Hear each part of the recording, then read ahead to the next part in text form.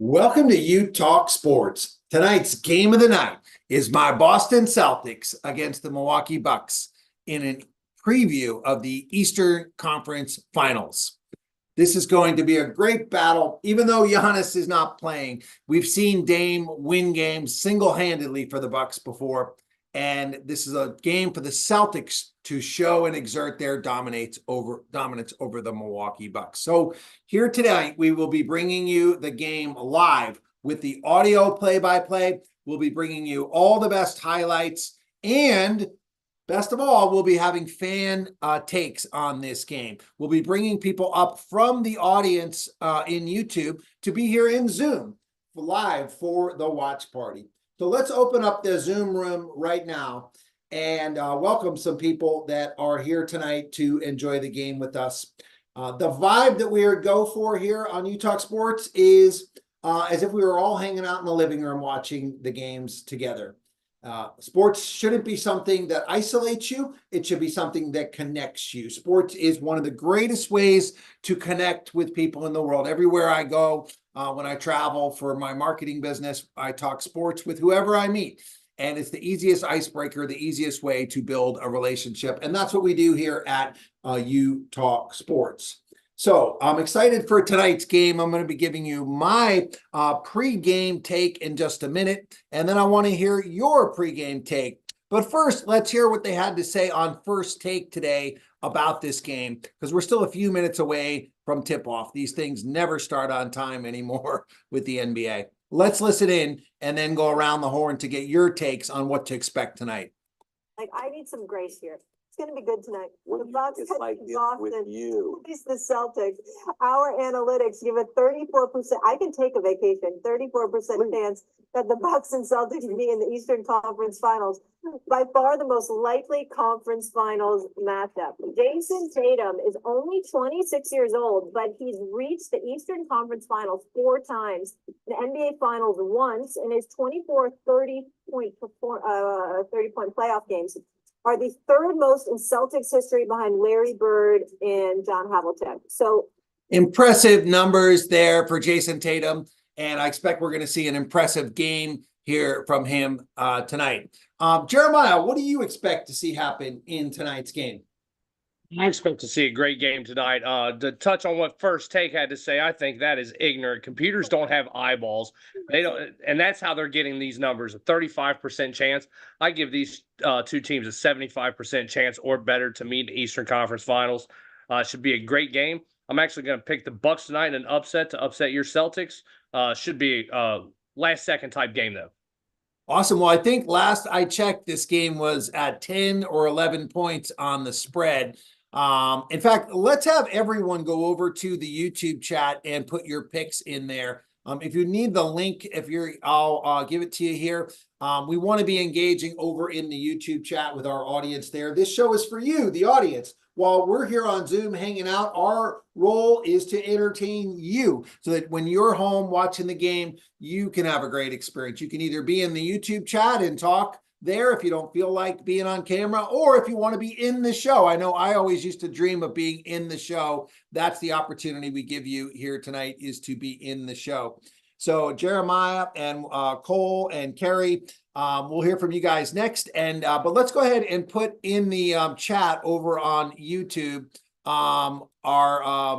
who you're picking for tonight. I think I might have put the wrong link there. Let me get you guys the link if you need it. And by the way, if you're watching us in the YouTube chat, I've already put the Zoom link there, but I'll put it in there again so that you guys can come and join us here in Zoom. If you'd like to be a part of the show here in Zoom, we would love to have you. Of course, if you could help us by liking and subscribing to this broadcast, we're going to be bringing you all the game highlights. We do this for fun every night, for fun, for connection, for community building, and for sports, for the good of sports and sports fans. And we'd love to have your support. So if you could like and subscribe to our channel and engage in the YouTube chat. The more engagement we get in the YouTube chat, the more this gets pushed out to everyone.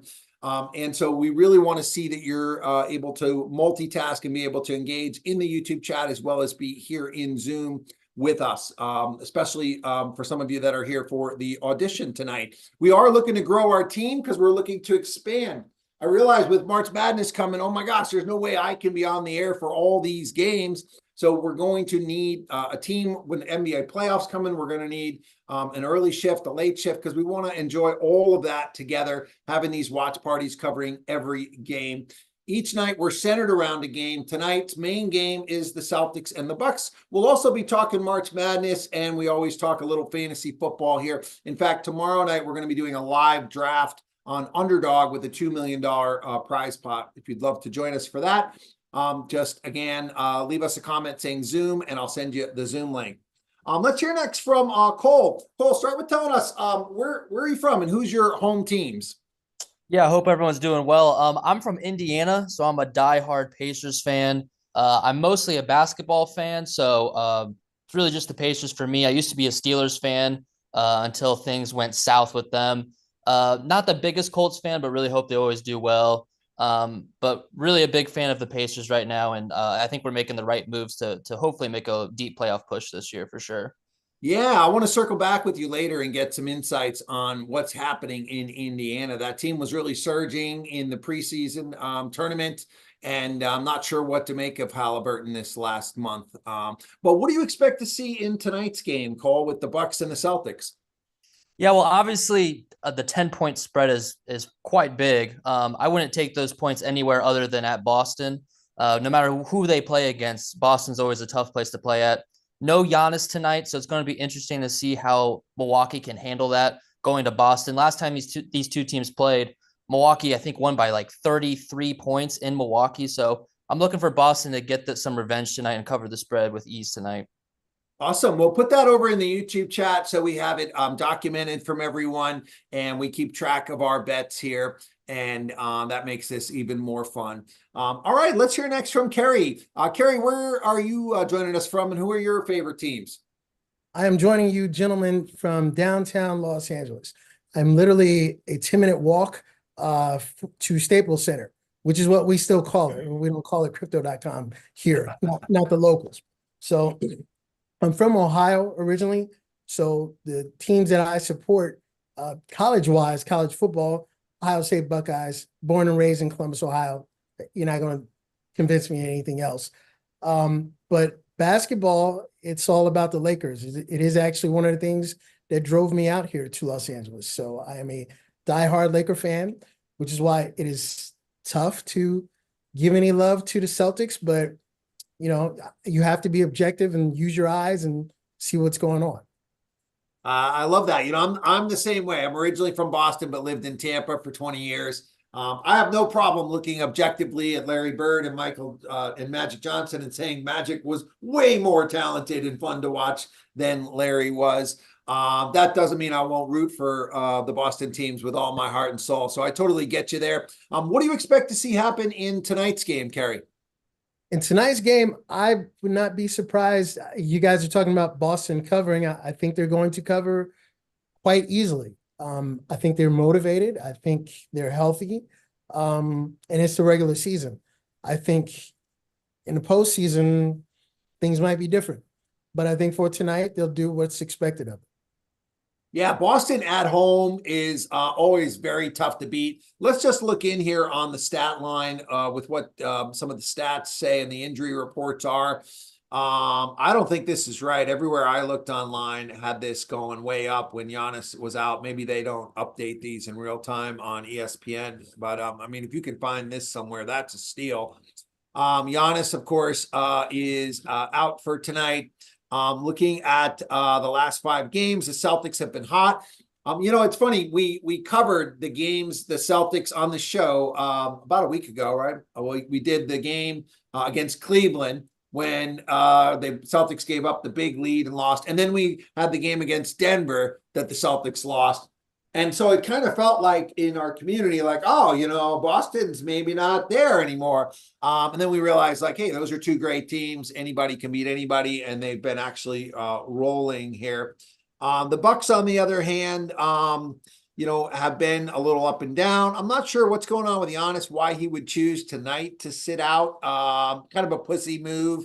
and not something that I'm used to from Giannis. I'm not a hater on him. We have some Wisconsin people that come on this show regularly, and we always kind of get at it. Usually I'm the guy defending Doc Rivers, and they're the ones telling me that they don't think Doc is good for their team, which doesn't bode well if you don't like your coach. So as far as who's out tonight, Hauser is out and Drew Holiday's out. They were both game time decisions. Jaylen Brown was on that list of game time decisions as well, but I guess he is in. He sat out the last game. I don't really think there was anything wrong with Brown.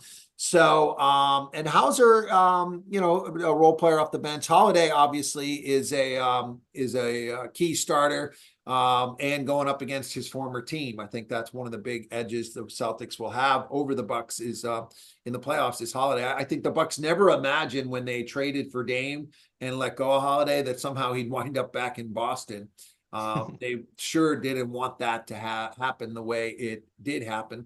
But this will be a great opportunity for Peyton Pritchard to step into the starting lineup tonight. Let's check and see if they have the game cast. So we'll have the game cast, which is the live stats on. We'll also have clips from the game. We're able to show highlights and give our commentary over them. That's under the fair use policy. You cannot broadcast an entire game. Games are copyright protected.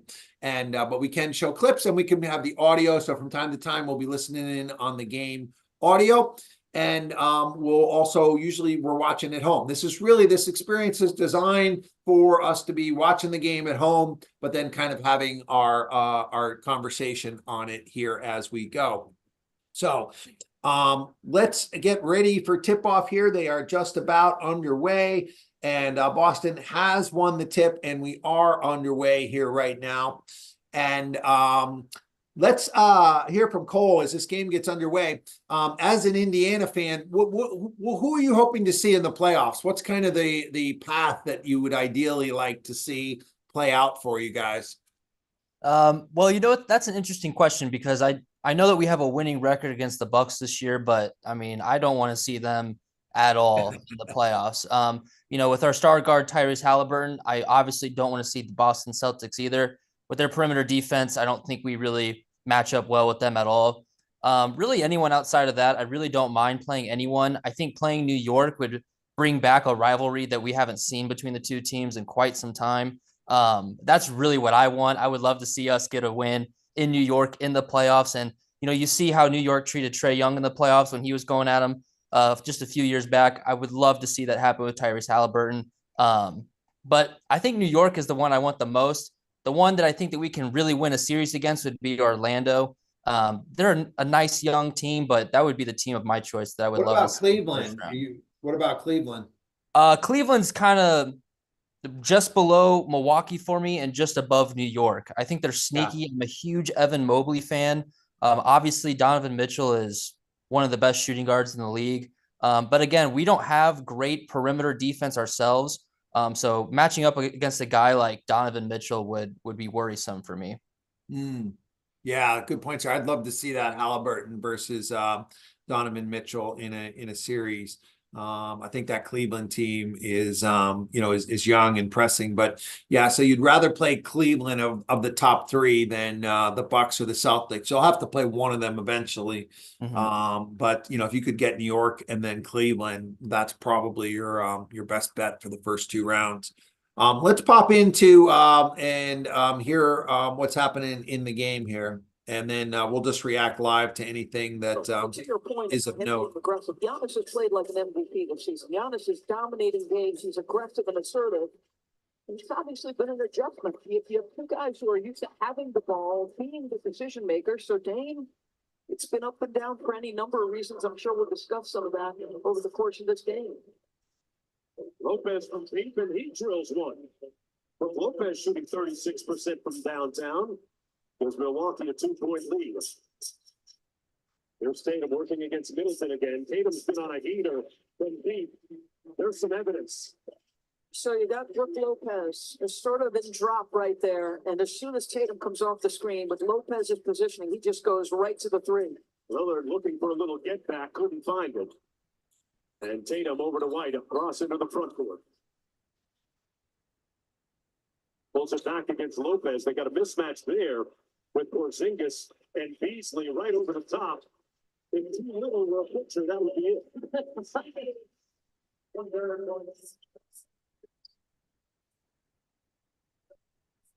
Crowder on top. Middleton against Porzingis in space. It's interesting to see Chris Middleton back. It's the first time I've seen him come play this year. If he comes out of all those missed games last time out and does. I think he has a chance to be a factor.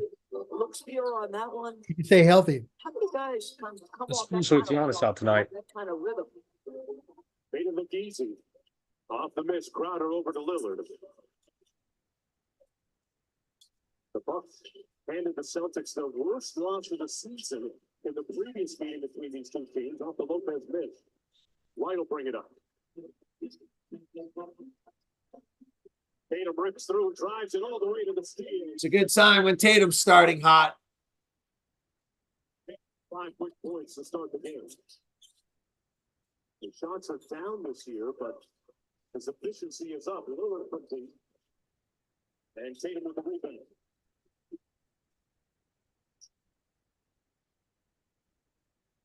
The pick and pop action with Porzingis. Got Lopez on the perimeter. Makes another 3-ball. Tatum with 8 quick points. It's looking. All right, the game's out of commercial. It works out good because the audio is a little bit behind what you're usually seeing on the TV or the game cast. And that way, if I see something that we want to watch, I've got a few seconds heads up on it and can easily pull it up for us to comment on here. So Kerry, coming from the Lakers point of view, I get the rivalry. It's not almost every game I go to, no matter who Boston is playing, they will start a beat LA chant. It just goes all the way back to that. What's your take on the Lakers? What do you think they need to do this year to be able to make a run? Do you think they can make a run or? I think they can make a run. The issue is it kind of almost reminds me of the football analogy from a couple of years ago, where the Rams took care of everybody except for San Francisco. The 49ers tended to have the Rams number, and the Rams could not get past them until they got past them. And I think that's going to be the same scenario with the Lakers, because based on the question that you asked before, as far as like, hey, who would you like for Indiana to face for Cole? As far as the Lakers, it's like anybody in the West, I'm good with, except for Denver, because we haven't proven that we can get over that hump. Now, I think if D'Angelo keeps playing the way that D'Angelo's been playing, then we'll have something to counter what Denver brings to the table. But if D'Angelo goes on hiatus or starts vacation early over the summer and, he's nowhere to be found, and the rest of the team will follow suit, sadly. So. But Yeah, I think anybody wants to play the Lakers in the playoffs. We saw them make a run to the Western Conference Finals. In a series, LeBron can turn it on, and they're probably going to have another notch. How far they can go before they run out of gas, I don't know. And I don't think anybody can stop Jokic. That last Celtics game really just showed me there was nothing they could do. Porzingis, they brought him in to have a big guy to guard people like Jokic. And if they left him one-on-one, like Jokic could still just back him down and shoot a layup. He just overpowered Porzingis. And if they doubled him, that didn't work either. He picks you apart. So there's no stopping Jokic. To me, they're still the favorites. As much as I love Boston, you're the champion until somebody beats you. And I feel like Boston's only chance is to outscore them by shooting 3s for 2s. If they can keep it close, maybe make a run when Jokic goes to the bench. And then in the fourth quarter, they're going to shoot 3s and hope that Jokic is scoring 2 and Boston scoring 3. And maybe they can win some games like that. Or maybe there's an injury. But if anybody's going to get hurt, it's probably Porzingis. Let's check back into our game and see how this is going. I need Dame to get going here for some first quarter player props. I like in these situations where when Giannis is out, I usually like to take the other star player And usually they come out shooting. He has come out shooting. He's just 1 for 4 to start here. So 16-10. Tatum's at the line here. Let me get the audio up for us on this as well. Nothing else matters. We have clarity. Great job of keeping things simple as Tatum draws the foul inside. And no one wants to follow on the team's level of commitment this year. So he says, don't take, he's been hard on us. Well, first of all, I think this coach right here, Joe Mazzulla, he goes from a guy who was thrust into the role of head coach just before the start of the season. Ime Udoka was a guy who was popular in the locker room, had gotten the team to the finals. So he manages a season. To me, it feels like he's commanding this season. There's a difference between those two things. Now I think you also have a group that is a group of incredible professionals connected. There doesn't seem to be any ancillary, I don't know what the word is. Outside static. No static with the group. Kristaps Porzingis, while a serious. Nice backdoor here. Nice little backdoor play. Mid making some nice reads there. It just feels like a connected, well-fitted group. But you're right. Jamison Crowder, I remember him on our Celtics days. He's bounced around a lot of these teams. You will be judged by June. Exorbitant expectations off the Brown miss. Beasley quickly up to Lillard. Lillard with the hezzy. And Tatum doing it at both ends of the floor this year. And that pass a little bit too far for White. On the turnover, their first one of the ball game, it'll come back. Milwaukee basketball. I mentioned the fact that Milwaukee's coming off an impressive win, albeit without Giannis against Phoenix at home. Got a great boost from Bobby Portis off the bench early. Here's Crowder from the corner, and it's one and done for the Bucks. I thought the note Cassidy gave us were open about the big three. So Giannis. All right, they're going to the free throw line here. Jaylen Brown's fouled. Hey, Will just jumped up. Good to see you. What do you expect to see in tonight's game, Will? It's weird. They still look like a good NBA team even without Giannis. Just looking at that lineup, Middleton and Lillard and Lopez. That's enough. So I wouldn't be shocked if they win. I know it's Boston, and Boston's really good, but I wouldn't be shocked if the Bucks can figure it out and make a quick comeback. Yeah, I'm pretty sure we watched a game last week or so where Giannis was out and Dame single-handedly led them to the victory. He's that kind of player, right? He was single-handedly leading teams to victory in Portland. And so Boston's going to have to stay focused here at home. They've opened it up now 23-12. And let's just check in on the stat line here. I do like Malik Beasley too. He's a solid player. Beasley? Kind of underrated, I think. Yeah, he'd kind of fallen off my radar. I didn't even know he was on the Bucks until I saw him at the All-Star game in the three-point shooting contest. But he was a nice quiet addition for them as the fifth starter this year. I was thinking, had high hopes when he was a Laker, but didn't pan out. Yeah. Did they draft him? He's been bouncing around the league, right? He came from Minnesota, I think. I don't think he got drafted by LA, but I think he was acquired from Minnesota to LA. I think when Rob made all those moves, I think last year he came on, and I was hoping, I was like, hey, come on, Malik. And nothing. Crickets. He was actually averaging 20 for the Timberwolves in 2019, which is a lot. Yeah. So he didn't play a lot, though, which is kind of interesting. Said he only played 14 games. Derek White drains the three there. White's having a career year. He's been a big part of the Celtics going to up another level.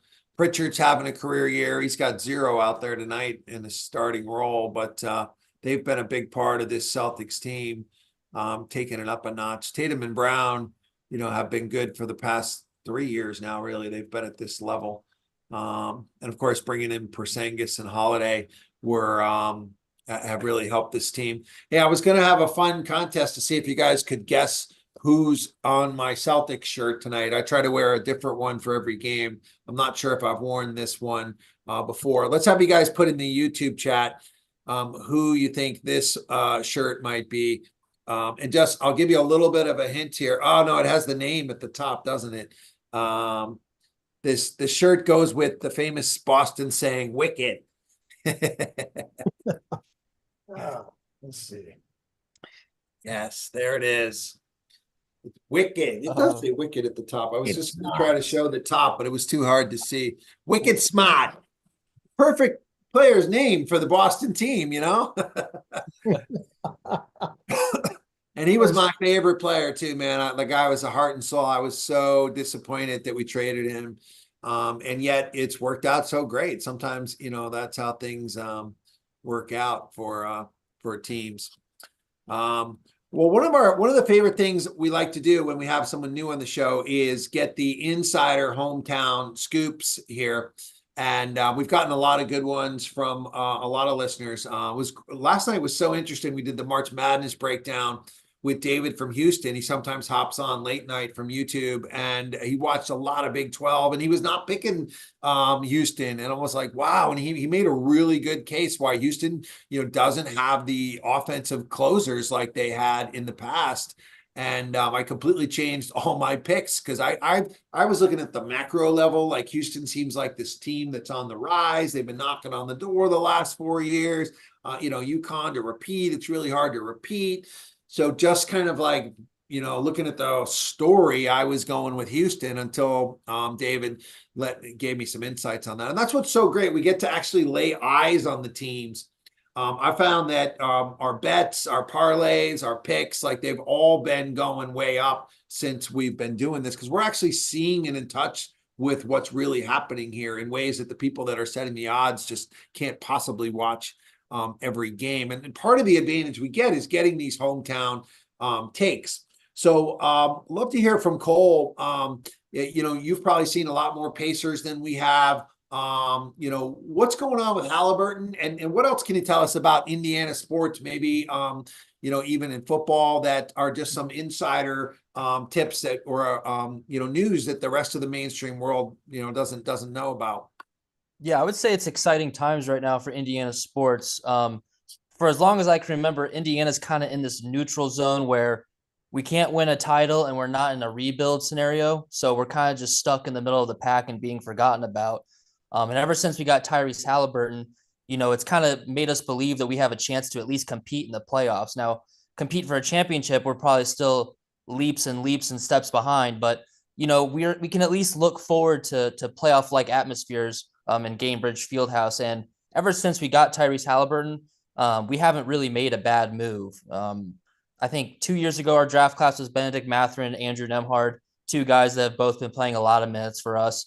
And then recently we drafted Jarris Walker, who hasn't played a lot for us, but we have a lot of faith in him. And I think that shows in the Pascal Siakam deal that we just did, giving up 3 first-round draft picks and not giving up any young players in that deal. And then Ben Shepherd, he was our late-round pick last year, and he's kind of going to be our replacement for Buddy Hield, but a little bit more better on the defensive end. Maybe not quite as good of a shooter because obviously Buddy Hield's an amazing shooter and one of the best in the league, but Ben Shepherd gives us a better two-way look for our team, I would say. And for the Colts, you know, we finally got a franchise. Let's have if anybody wants to respond to what you just shared about the Pacers, because that was a lot of good insights. Yeah. And then I do want to hear about the Colts. Absolutely. Because you know, I've been really wondering. You watched the in-season tournament, right? I'm sure you did. Oh yeah, I did too. And you know, Indiana knocked off Boston. Granted, Porzingis didn't play, but the guy that killed us was Buddy Hield. So when you all traded him, I was like, for nothing. It seemed like I'm like, I don't even know how this makes sense. Like you would not have beat us without him in that game. And but the way you just explained it now makes a lot of sense that they're making room for some of these guys that are more well-rounded, better defenders. And that's what you're really going to need for the long term. Younger guys like that too. At the time, I was thinking, oh, it would be funny if you guys played Philly in the first round and Buddy Hield came back to bite you. But it doesn't look like that's going to wind up happening here. Our game's gone to a commercial. It's 28-24. Milwaukee's hanging right in there, even though Lillard's not scoring. He's been making some nice hockey assists. It looks like he doesn't have any official assists yet either, but he has been playing well. So let's stay on the topic, Will, of the Indiana Pacers. Did you have something to add to that? Yeah, I was just interested.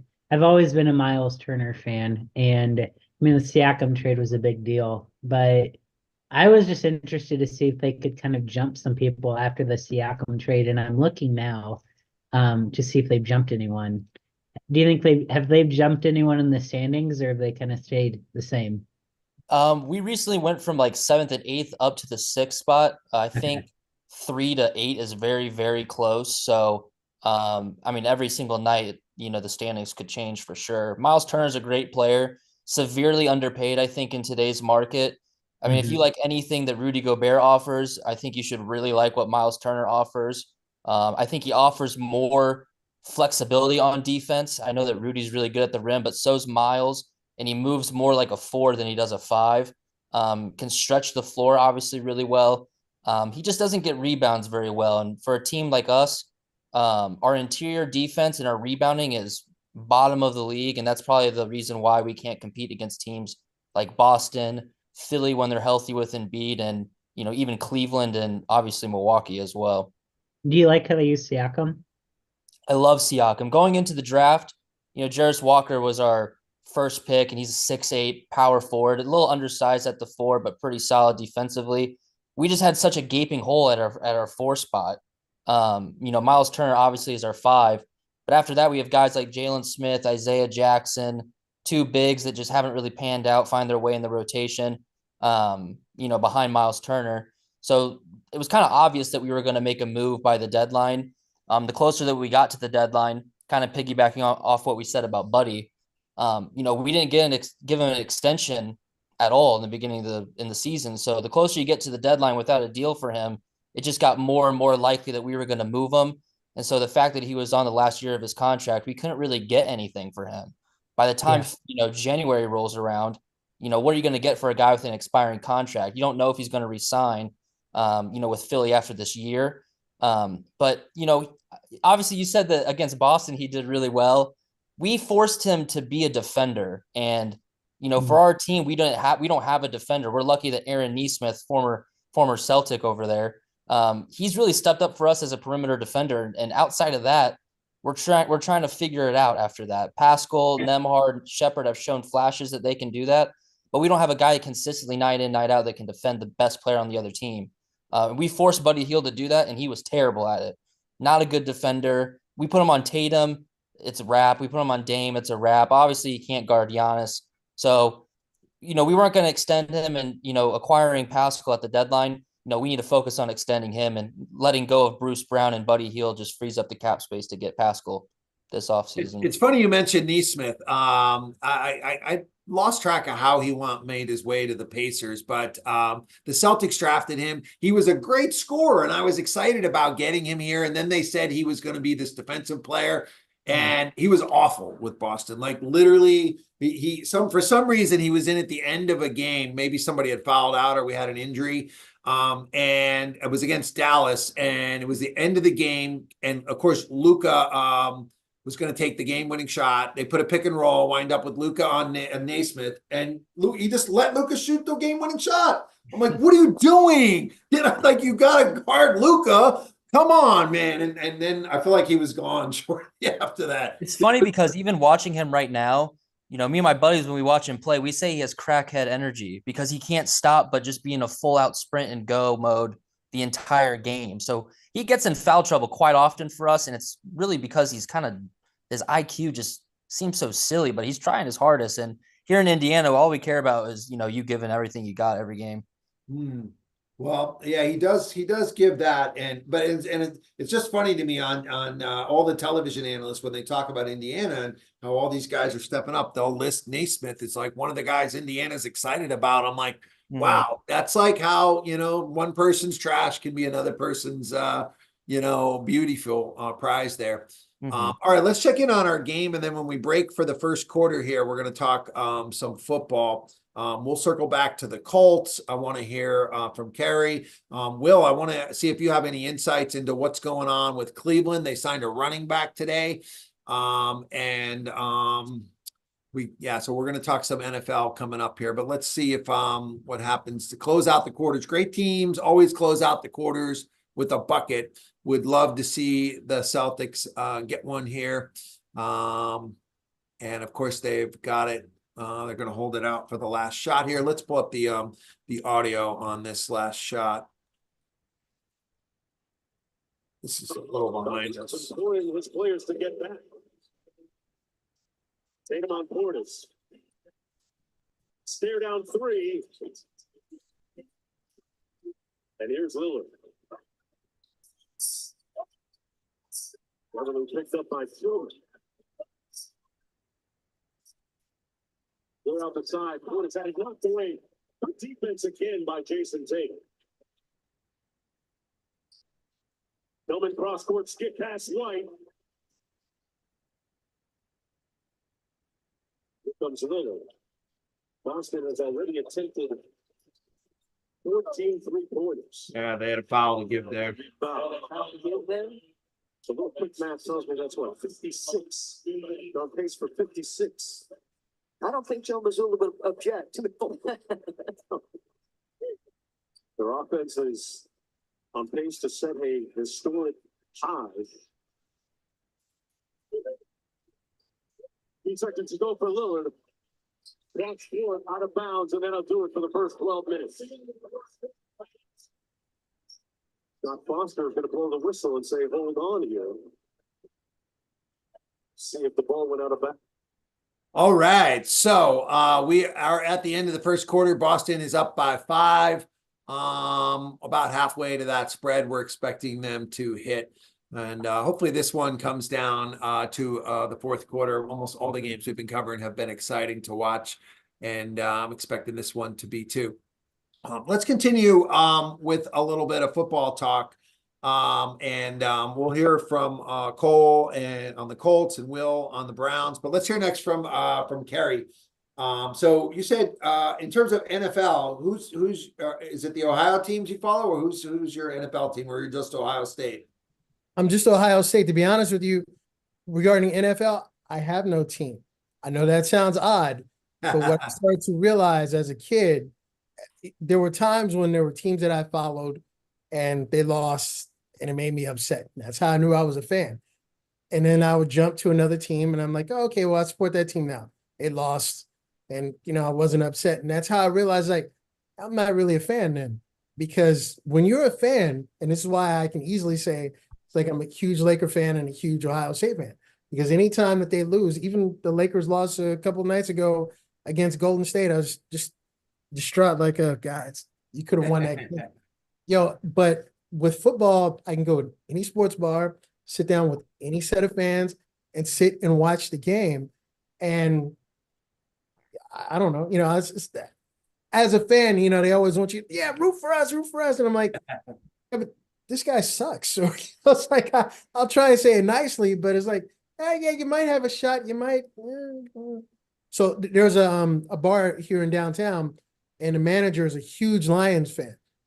And so for the past couple of seasons, I'd be in there and I'd watch the game and I'm like, yeah, man, they might, I don't know, they might have a chance, or they're looking good, they're getting there. So this year it was just balls to the wall. He was very, very happy and excited. And I was able to ride the journey with him because I didn't care. It's like, I root for them. It's fun. It's just fun, to appreciate the story of sports. I remember, I think it was about 2 years ago, I was at the sports bar. Ohio State was playing Northwestern, and the game was tied in the fourth quarter. And I was like, oh my gosh, like, this will be a big deal. Northwestern never beats Ohio State, and they're ranked. And my friend I was with was like, I don't care about that game. Let me throw a $20 bet on it. Then I'll have somebody to cheer for. And I'm like, bro, you can't just appreciate like that. This would be like a once in a century thing if Northwestern wins this game. This will change the whole course of the playoffs. Ohio State would go on that year to make the playoffs with CJ Stroud. And some people don't get the story of sports. They can't really enjoy it unless they throw some money on it. I don't mind gambling, and I do bet on some games, that I think is smart business, but just to be able to enjoy it like that. So before we get back from the second quarter, let me ask you a couple of Ohio State fan questions. And that's, you watched a lot of their games this past year? As many as I could, So probably. looking strictly from a Looking on fantasy the football perspective and a draft perspective, let's start with Marvin Harrison. Who do you feel he's comparable to in the NFL, and what would you say his rookie year could be like? Oh man, his rookie year, I'm not optimistic because we got a true Buckeye fan. I like it. I'm a Buckeye guy too. I don't like Harrison, so I know you're real. No, I like Harrison. I think he's really good, but I think he's going into a situation that's not going to be good for him. I kind of feel like Justin Fields when he got drafted by the Bears. I was like, this is probably not going to work out well. Where do you think he's going? I think he's going to Arizona. Mm-hmm. I think he's going to play with Murphy or Murray. I'm sorry, Kyler, and it'll be okay, but not as well as, if he could go somewhere else where there's a better organization, not even just a QB, because Kyler's okay, but just that whole organization, I don't trust them. But as far as the comparison as to who he kind of stacks up with,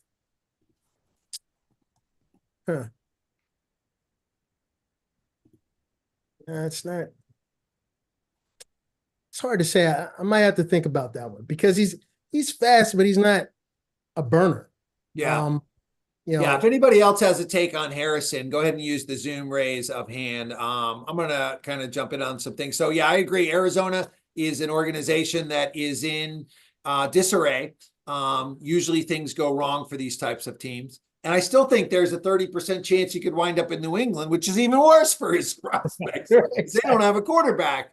Right. So either of those things I don't really love about where Marvin Harrison could go.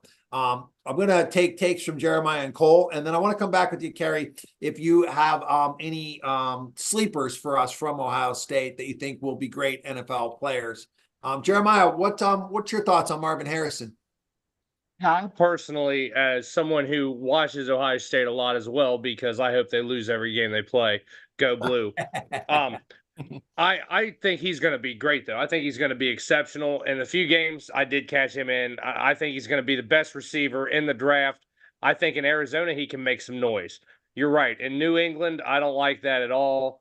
He'd be a project guy if you're a fantasy team. He'd be a dynasty guy. You definitely wouldn't want him in a yearly fantasy.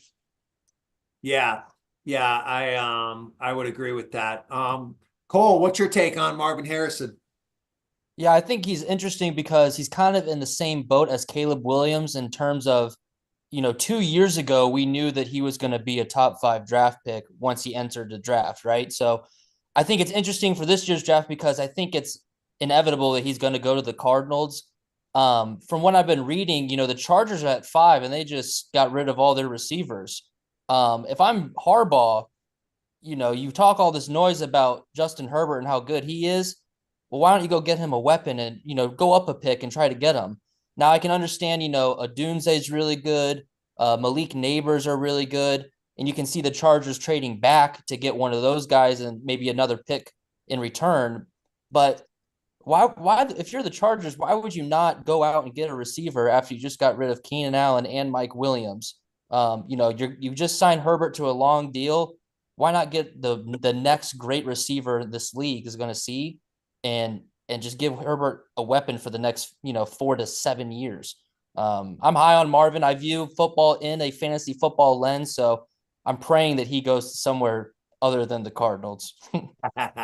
Yeah, that's a good take. Will, go ahead on Harrison. Yeah, the one thing I will say, he struggled this year. I think it was a quarterback.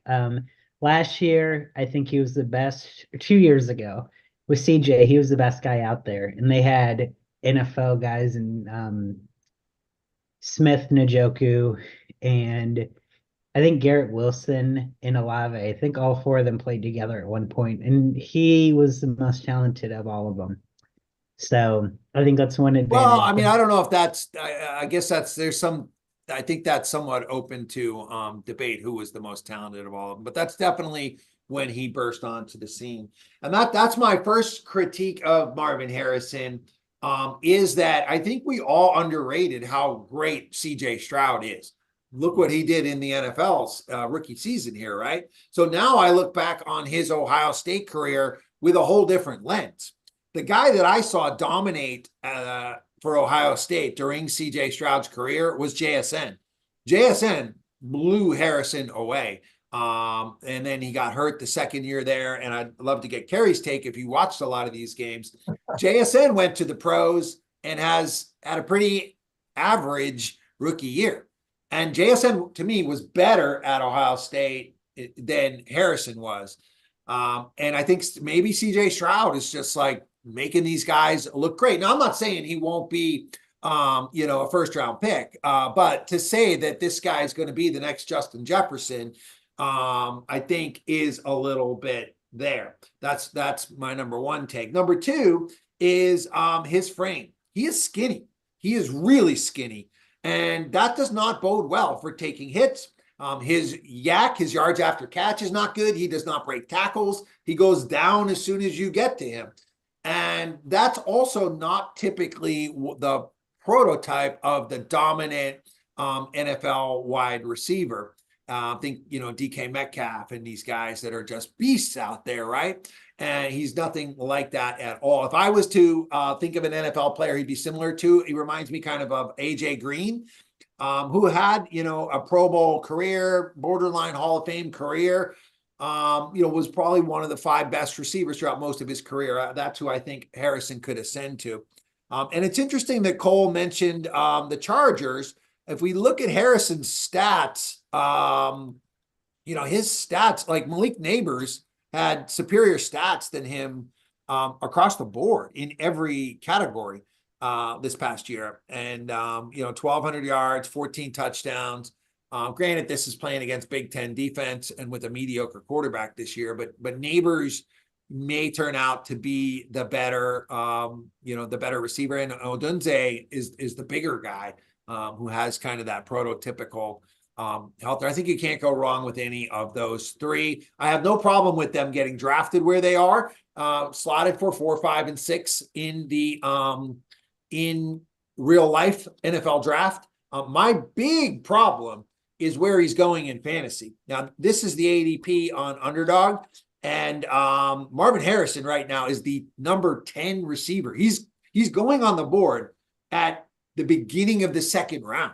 That is insane to me for a guy who's not proven anything, whose quarterback situation looks like it might be very suspect, going ahead of guys like Devontae Adams, Stephon Diggs. Granted, they're older, Debo, Rashee Rice. I'd go way down this list before I'm touching Harrison in fantasy. This, by the way, tomorrow and Friday night, this is where we're going to play. They have a $2 million tournament. It's $10 to play, and they match you. They give you up to $100 free when you sign up, and we'll have a special link for you guys to sign up to get that free $100 so we can all play along if you have this in your state.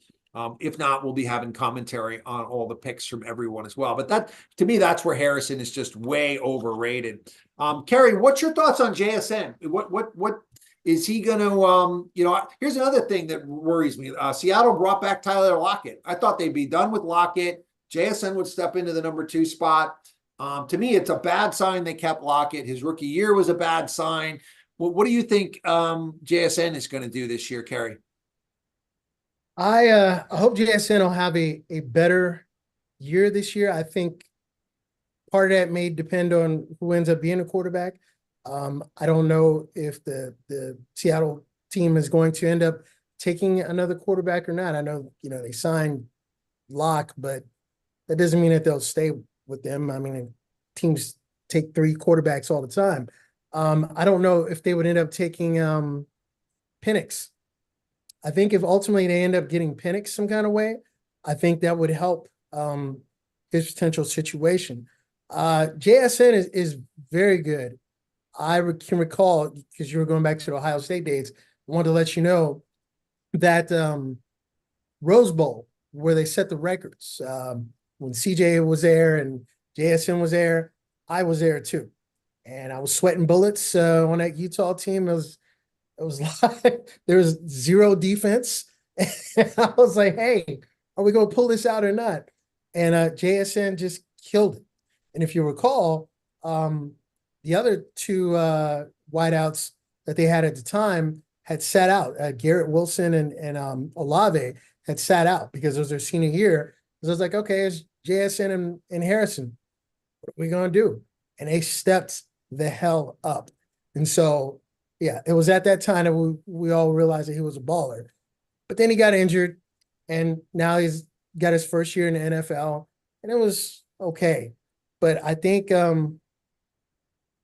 going to need another QB in order to bring his. Well, Seattle just traded for Sam Howell, so I don't think they'll be drafting a quarterback. Drew Lock, I think, has moved on, but they're going to have Geno and Sam Howell compete. Sam Howell, of course, was Washington's starter last year, and I think he's decent. Yeah. And he put up decent stats. Seattle has a better line and running game. He's on like my deep fantasy sleeper list. Sam Howell, JSN, I've been avoiding so far because people are still taking him pretty high as a prospect. So yeah, and it worries me about seeing JSN, Harrison, Garrett Wilson and Olave, while they're great prospects, they really haven't dominated yet either. Like, what if CJ Stroud just made all these guys look good? And now that they're playing with average quarterbacks, like they're just kind of average receivers. Yeah. Go ahead, Jeremiah. I have to disagree on the Garrett Wilson portion. He had Zach Wilson as a quarterback and still made some of the most spectacular catches I've seen last season. So Garrett, I think, is going to be really good. The other ones I can get behind. Yeah, I mean, I'm just saying they're not proven yet. I see potential in both of them. I see potential in Garrett Wilson, but potential, at some point you gotta produce. So he won Guys, the by the way, rookie- everyone always gives that excuse for Garrett Wilson. Devontae Adams the last 2 years has had equally bad quarterbacks. Aiden O'Connell, Garoppolo, who's like can't throw the deep ball at all. Like that's equally bad quarterbacking to what Garrett Wilson has had. Go ahead, Will. He won the rookie of the year, man. Garrett. I mean, that's a big deal. If you win rookie of the year as a receiver, like that's a pretty big deal. Offensive rookie of the year. So he had a really good first year. And then last year was just crazy. I agree. So His fantasy stats were not top 20 his rookie year. That's all I really care about. I mean, real life, I don't know, who else was in that rookie class. And he came on at the second half that year. He definitely earned it down the stretch, and did something with a bad quarterbacking situation. Go ahead, Cameron. Yeah, I just wanted to say, just 2 years ago, Ohio State was playing Georgia in their playoff final game. I'm not ready for this again. When Marvin Harrison went down in the third quarter due to a hit and concussion protocol, they weren't allowed to bring him back in the game. Georgia went on an 18-3 run to win that game. Ohio State was winning that game. And they could have won that game. Man. They could have won that game if that guy hit the game-winning field goal. They missed a field goal to lose the game. But when Harrison went down, that impacted Ohio State's offense. And they still had Jackson Smith and Jigba and a couple other stat guys on that roster. But when Marvin went down, you could tell, man, that Georgia really Ohio State lost confidence in their offense there in the fourth quarter, except Stroud did lead him down the field with like 50 seconds left to get him in a good field goal position. But man, Stroud Harrison was open all night against the #1 Georgia defense, right? They had no answers for Marvin Harrison that night. So if he had stayed healthy or they brought him back into the game, I believe Ohio State could have won that game and not Georgia. Mm-hmm. Yeah, I mean, I think we underestimate how much credit of that goes to CJ Stroud. And I don't think JSN played in that game. I don't remember him. They Yeah. finally let CJ Stroud run too in that game. That was a big Yes, difference. yes, he did. I remember that. Yeah, and I don't think JSN was in that game too. I think you're correct with that. Mhm. And We so held CJ back a lot at Ohio. anyone, Kerry, for fantasy that comes to mind for a sleeper from Ohio State? Their running back came back, right? Yeah, Mhm. Henderson came back. Henderson came back. I like Henderson a lot. I'll tell you who's on my list of again in this underdog league, you draft 20 rounds. It's best ball. So there's no free agency, no putting in your lineup. Makes it really easy. You don't have to do anything once the season starts, but you got to go deep into your drafts. And a guy I've been taking in the last round, who I think could be an NFL sleeper, is Cade Stover, Mhm. the tight end.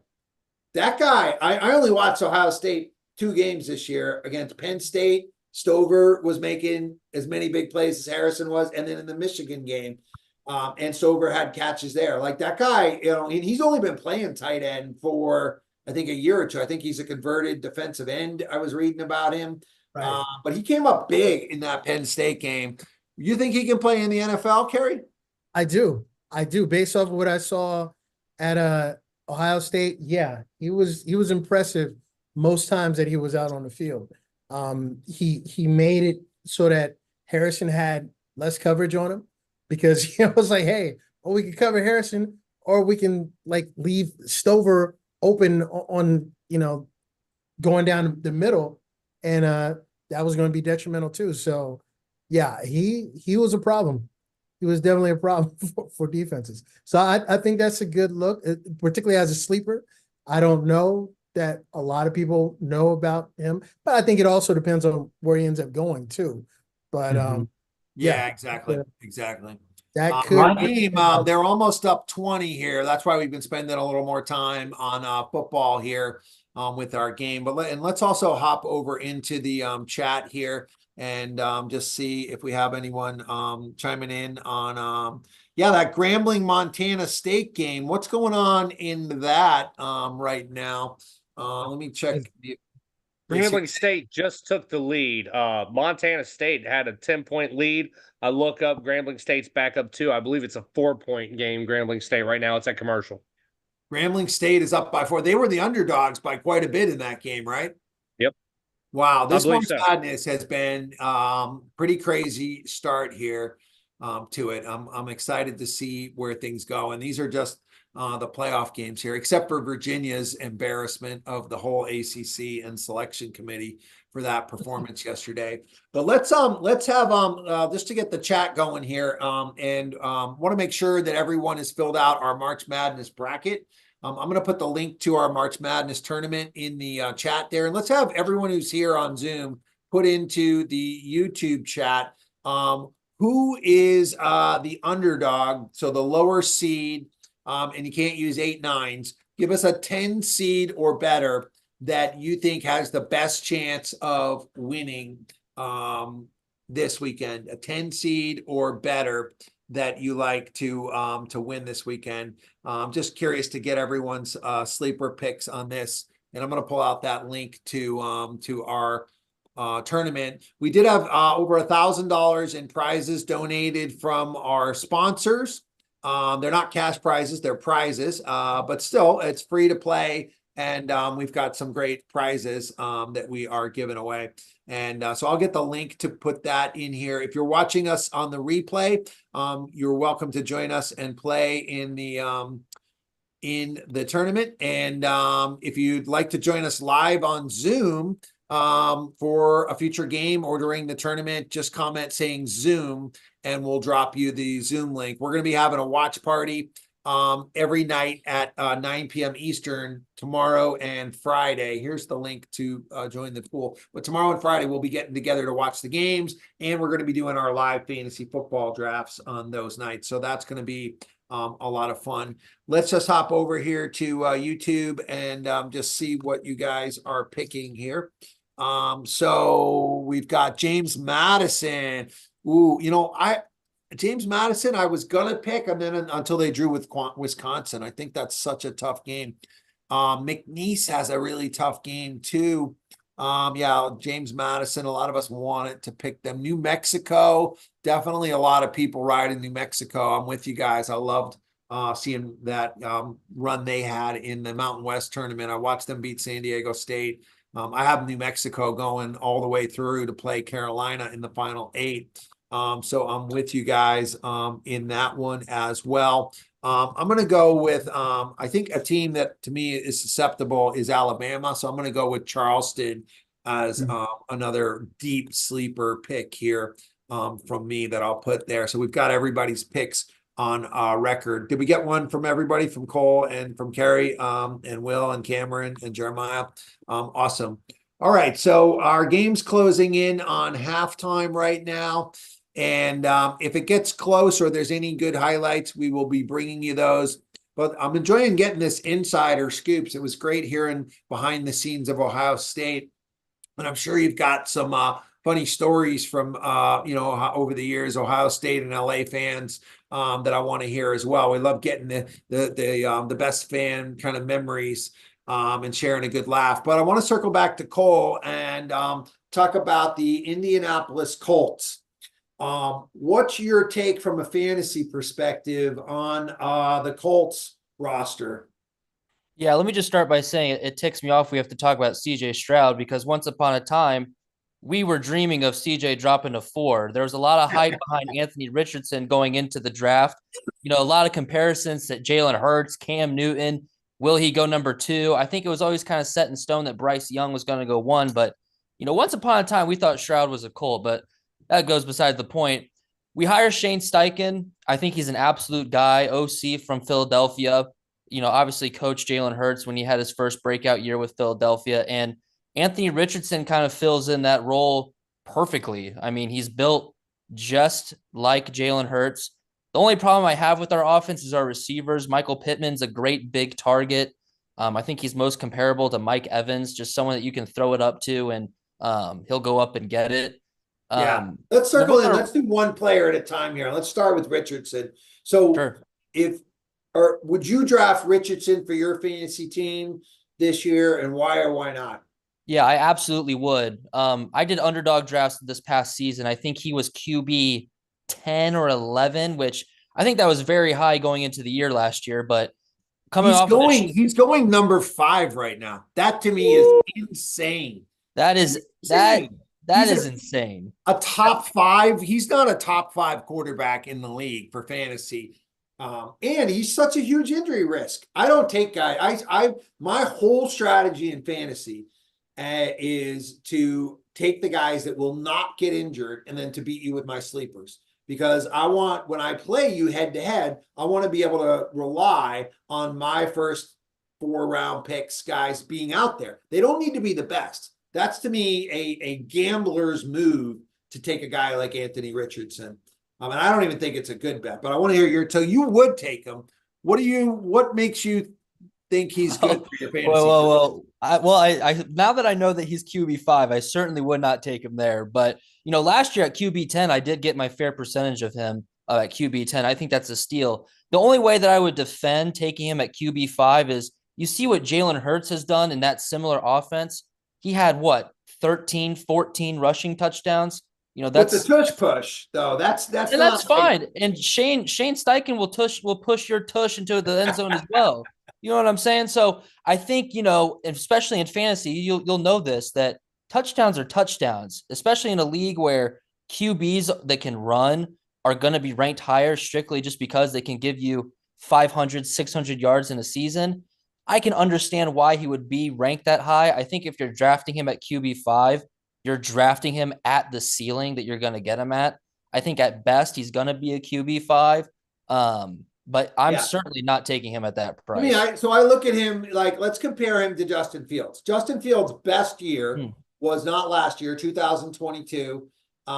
He was a top 10 fantasy quarterback. To me, that's what you will get with Anthony Richardson if he can stay healthy, a top 10 quarterback. And maybe he ascends to Jalen Hurts. Jalen Hurts didn't ascend in his second year either, though. And Jalen Hurts, his receivers are off the charts. His old line is off the charts.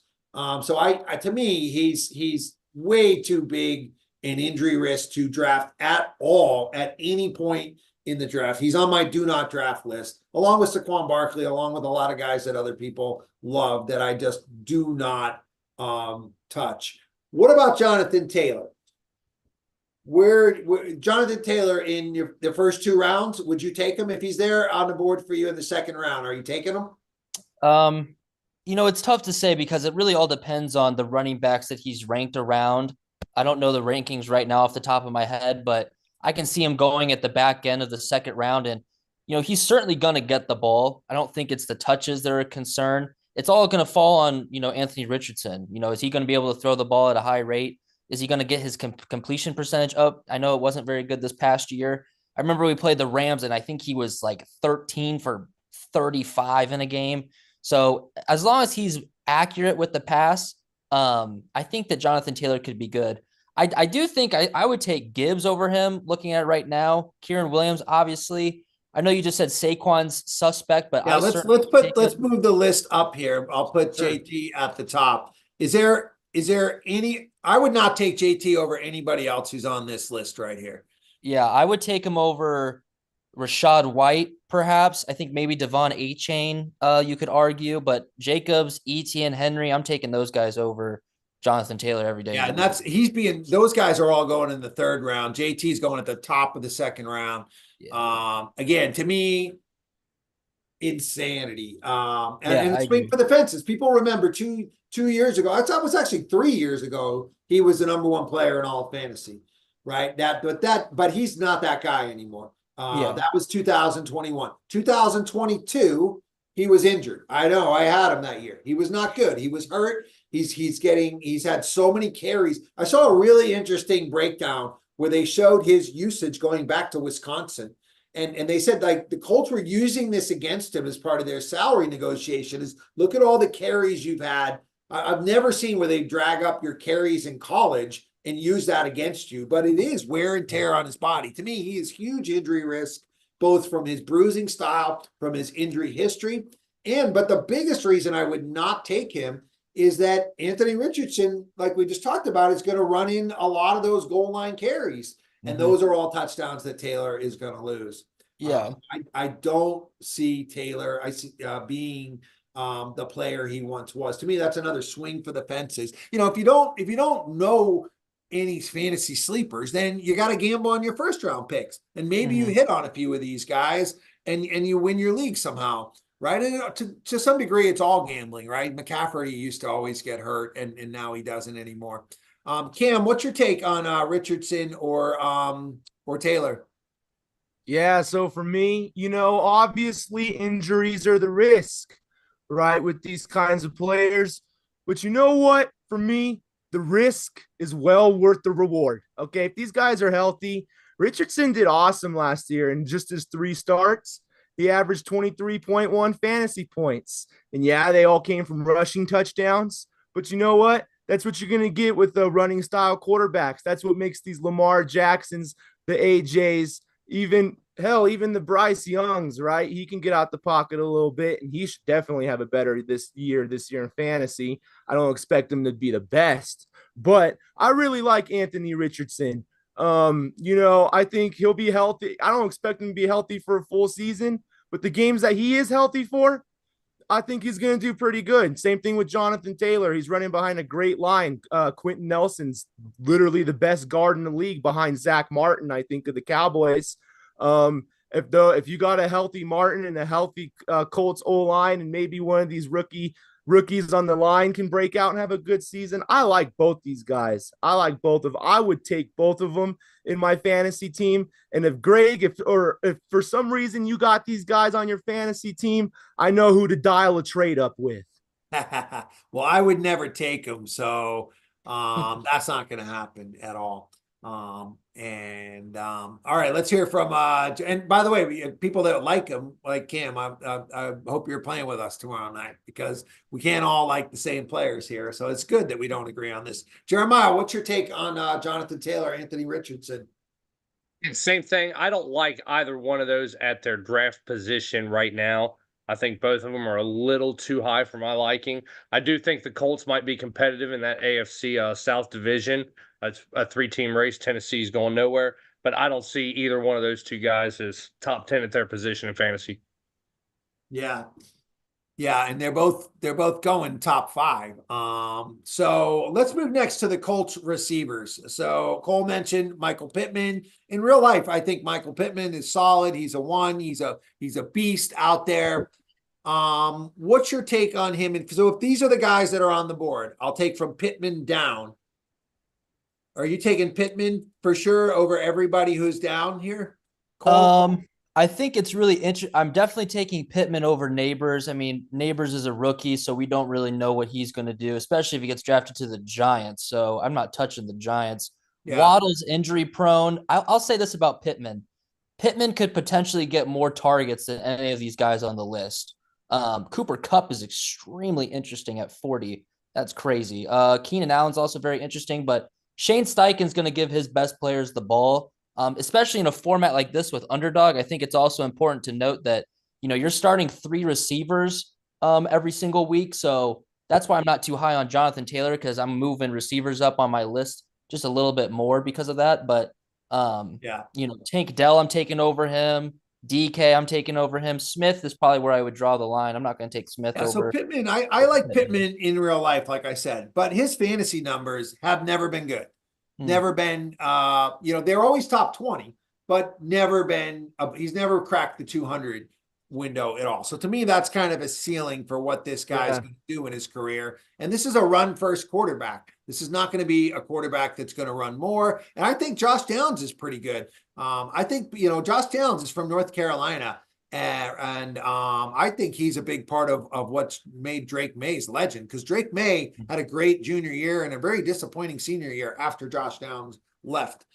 He's a guy that is on my sleeper list. But Pittman, to me, this is his ceiling. You're drafting a top 20 receiver to be your number 1 in fantasy. Waddle, he was banged up and injured last year, but he's had years where he's gone over this threshold.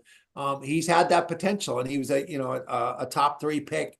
To me, Waddle is a guy who would have more upside, except I think Miami runs the ball a lot more now. I don't take rookies. Metcalf has had a this only goes back 3 years. The year before, he had a 250 season.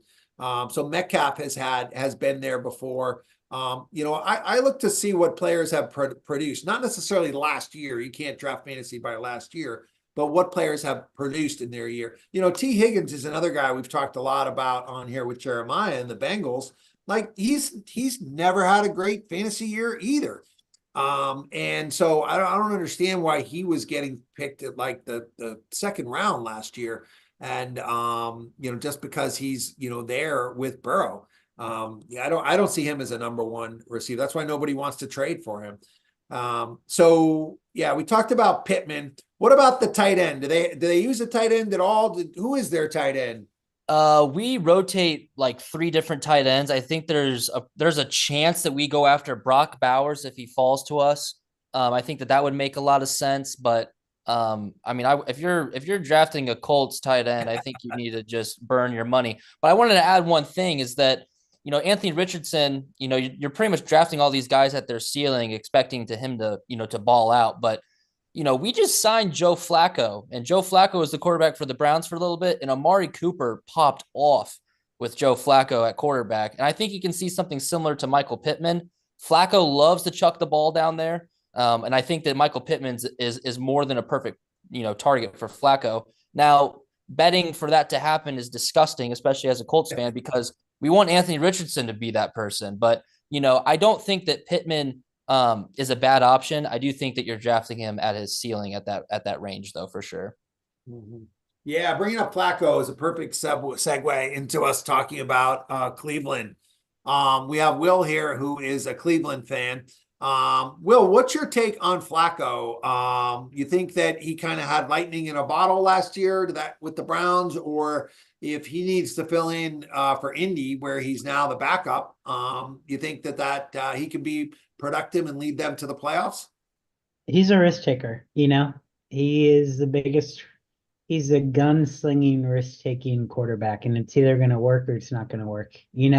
That's how I would describe him. He throws balls that you're like, this is going to be picked, and they catch it, or it's going to be picked. So he's that kind of guy, man. I mean, he's had a great career at Baltimore, right?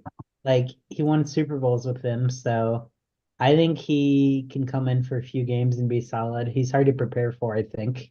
So It's funny, when he was at Baltimore, I didn't really see his reputation as a gunslinger. Mhm. It's like kind of he was That's a playing good with point. nothing to lose last year, and it Yeah. worked until he got to the playoffs and had a bunch of bad interceptions in their Yep. playoff game. And Super Bowl, Will, not Super Bowls. He only won one out there in Baltimore. Trent, thought he don't won forget their two. other one. No, he only got one. And his Okay. defense is pretty good in Baltimore too. Yeah. Yeah, he had Yes. Ray Rice and Whoa. Shannon Sharp, I think, was still on that team, right? It was a great defensive team. But I want to And talk Denver about my safety blew a play in the AFC divisional round that cost Denver the chance to advance anyways.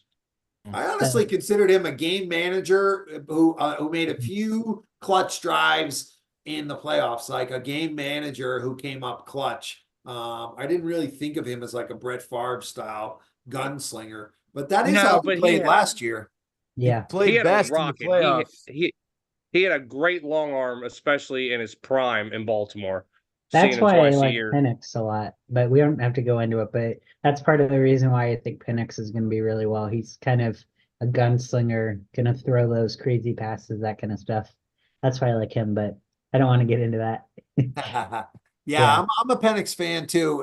He went to high school here in Tampa, and I referee high school football and basketball Right. here. So I want to talk about my Browns, man. I've been cheering. Yeah, let's stay on the Browns. So the Browns made a signing today. It might seem like small news to a lot of people, but if you really follow fantasy football closely, there's a lot of implications to them signing Donta Foreman. Foreman has been on my sleeper list for the teams I've been drafting over the past month here. I've been taking him as a last round guy. He's a quality running back. He had a 1,000-yard season with Carolina. He was productive in his 2 starts with the Bears last year. I was really hoping he'd go to the Cowboys, not to be the starter, but to be in the mix there. Him going to Cleveland was disappointing for Foreman owners, but what does this mean for the rest of the team? Will, are you hearing anything about, what's going on there at running back with Cleveland? We have 6 running backs on the team right now, which is Is crazy. Nick Chubb out? I think is really the question. Signing Donta Foreman to me is a sign that Nick Chubb is. He's not going to be ready for the start, but he'll play at some point. He's way too expensive to just keep laying around. He's got a Yeah. super high contract number. I haven't seen any news stories about them reworking it. They're saying they might ask him, and they're gonna ask him to rework it, but you don't always agree to that. Like a lot of times, that's how the Chargers receiver got shipped out of town. He wasn't willing to take a. I hate to say it because it's kind of weird. I think the Browns have some really good guys, just likable guys. Like I think Nick Chubb is just a likable guy. He's not the kind of guy who's gonna complain about the money and that kind of stuff. Like I don't know why, like maybe I'm way off on that, but not a lot of drama. I mean, when they had Beckham when they had the Beckham, he was so much drama and we got rid of him, And Baker was a little drama. So I think Nick Chubb is a great player, and I think he's going to come back as soon as he can, and I think he's going to do what's the best for the team. I like to believe that. Could be way off. And what's your take on Jerome Ford? Jerome Ford and Pierre Strong are kind of gonna work together, and then they signed a guy named Hines, who's literally just gonna do like kick and punt returns, I think. And Well, he's a then good third Foreman down might, back. He can play on third downs. Yeah. There. So here's what my take on the Cleveland running back situation. First of all, for fantasy, to have all these guys splitting the Yeah. carries is a mess and not good for anyone. It makes me want to. If it stayed the way you described, I would say don't draft any of these guys. And Pierre Strong to me is not in the mix. Jerome Ford has been on my sleeper list. If you look at Jerome Ford's productivity last year, let's pull up his stats here. 189 points. I mean, that 9 touchdowns, right? He could catch the ball. He had 44 receptions, 300 yards, and Kareem Hunt was getting all the goal line carries. And it took a while for Ford to really get in a groove here. I don't know why they just don't go with Ford And where Ford is being drafted, to me, represents a lot of value. Charbonnet is clearly a backup. The rookies are in here. Chuba Hubbard, they're going to draft a rookie for sure in Carolina. The Giants are going to draft a rookie. Zach Moss, we could talk about him. I'd like to hear what the Colts fans thought of him last year and what the Bengals fans are looking forward to him. But Jerome Ford is the guy of these guys that are in here. Ty Chandler, like, I wouldn't touch him with a 10-foot pole. He's backing up Aaron Jones now. McLaughlin's clearly a backup. From this area of running backs, the guy that I think has the best production from last year and the best potential opportunity is Jerome Ford. Yeah. As long as it's not a three-way split. Especially if Nick Chubb is gone, this is what I'm really hoping. Nick Chubb is out. He's not going to be starting this season. No, I'm saying off the team. I want him off the team. Yeah. Because then you got Donta Foreman will get the carries, and you got Jerome Ford, and then you got Hines as your cheap third string guy. You save a lot of money. That's what I think Cleveland should do, and that makes Ford. If that's the way it goes, where it's Foreman and Ford, those guys are steals in the fantasy draft because everybody's still taking Chubb. And if Chubb gets cut, I don't think anybody else is really going to want him. All the other starters are pretty set. So I am hoping that Chubb is out. I'm with you unless they can get a really good contract for him. Like, I think I love Chubb. He's a great guy, but financially he's too much, and it's just too much for him to come back on. But I got a sleeper for you when you're ready. On the Browns, we'll stay on the Browns. Yep. Go ahead. Look at where Deshaun Watson is being drafted. This guy, he was a top 5 QB for a few years, and Jerry Jeudy, Cooper, I am not against taking him as a sleeper later on. I mean, he has the potential. Like, he's been injured. I think Deshaun Watson is a great pickup for where he's being drafted. So Deshaun Watson, let's look into this, right? Obviously, last year he got hurt. The year before that, he missed the first 6 games, I think. He was top 5 every year at the Texans. Before that, he was top 5 every year with the Texans, and some of those years the Texans didn't have anybody. I mean, he was throwing to Will Fuller and still putting up stats, but he's been out of football for those 2 years, and he has not looked good. The games that he has played for you guys, he has not inspired any trust in me at all. And he's one of my favorite college players. That game was in Tampa when he knocked off Alabama to win the championship on the last play of the season. I love that receiver too, man. I'm trying to think of, he was on the Raiders for a while. Renfro, yeah. I hope he makes a comeback. He's cut now, I think, from Oakland. But so I'm a fan of Deshaun, but not drafting him. I don't think he's had a real chance on the Browns, man. I really don't. I don't think we've ever really. He's been injured. Like, I don't think he's ever really had a real chance to show out. He had the first. I mean, he played in like 6 games before he got hurt this year. He was hurt for part of him, though, I think. And he also played in 6 games the year before, and so he's but so we'll see. He's a sleeper. So he's a sleeper. They did bring in Jeudy. Right, which seems to signal they're going to pass. Not only did they bring in Jeudy, they gave him a contract, which if that doesn't work out, like, people are getting fired. If you just did the same thing to Jeudy that you did to Deshaun, which is giving these guys a bunch of money guaranteed, that you're getting fired on for these. I see some heads nodding there.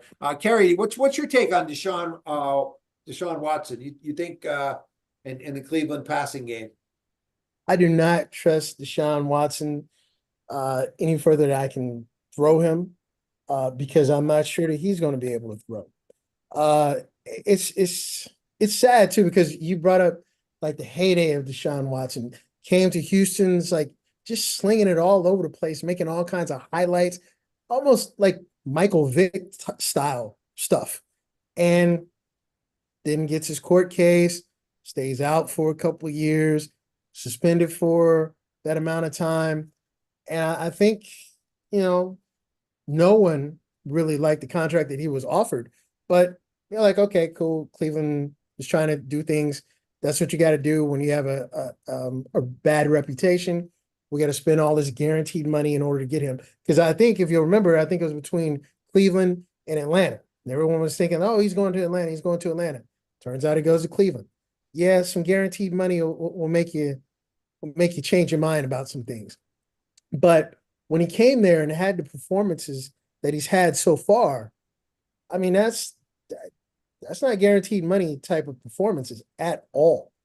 And the fact, because you may sit and think, well, maybe the talent around him is not that good or whatever.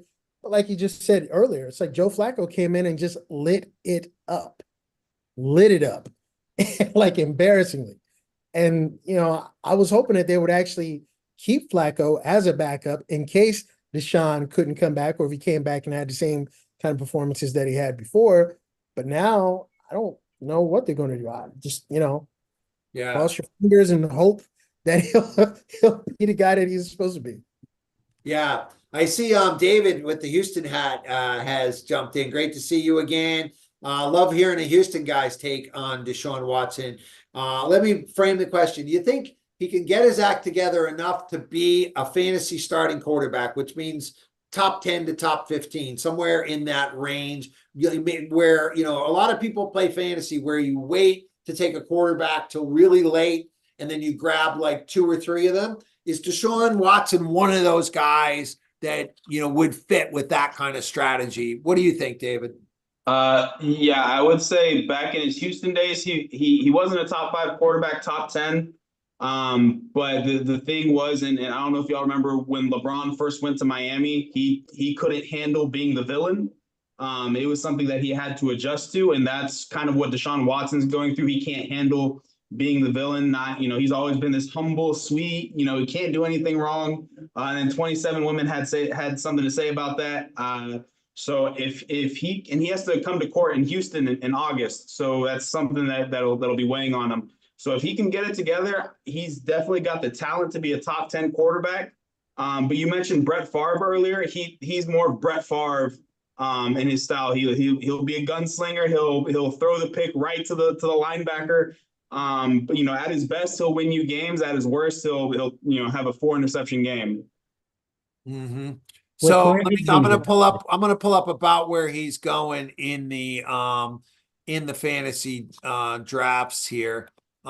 Basically, with if these are your choices, David, and you're drafting a guy who's going to be you're going to have to start him some weeks at fantasy football. Would you take Deshaun with this is kind of the level of people he'd be competing with? Or is there a lot of guys you like better at this point in the draft? I cannot believe these rankings. It's not even close, man. Rankings are insane. Deshaun needs to go so much higher. I would probably go Aaron Rodgers, and then Kirk Cousins. They may be the dark horse in the NFC South. That may be an explosive team. And then Matt Stafford's always, even when his team's not in it, he'll still throw for 400 yards. So you bet on Stafford this year over Deshaun. Yeah. When you got Cooper Kupp and Puka Nacua, and they'll probably draft some other wide receiver that nobody can hold. And Stafford had big numbers just 2 years ago. He was at 350. So he is old. That's what worries me about Cousins. I'm not buying the whole Atlanta thing. Things generally don't work out for the Falcons. They are not an organization that is well run, and but they play in the NFC South. That's what you have to take into account. I'm talking fantasy just tonight, really. I'm not betting on any of those guys. I've been burned enough on Kyle Pitts. Drake, people remember Drake at USC and just think that like he's going to be like that again, and that hasn't shown up at all for 2 years here. And you can blame quarterbacking, coaching, star players rise to the top, and he hasn't. And I don't know that Cousins, a 35-year-old coming off an injury, is not somebody like everybody thinks because Brady played the 45 that like that's the new normal. Normally 35-year-old quarterbacks that have an injury, there's no market for them at all. I get why Atlanta did it, but I think that's a very risky place to be fishing for fantasy players other than Bijan. And by the way, Bijan, they should feed him. He's the beast. And that's not good for Pitts, Drake, or Kirk Cousins either. So if you believe in Bijan, then there's only so much of the pie to go around. Will, what's your take on that?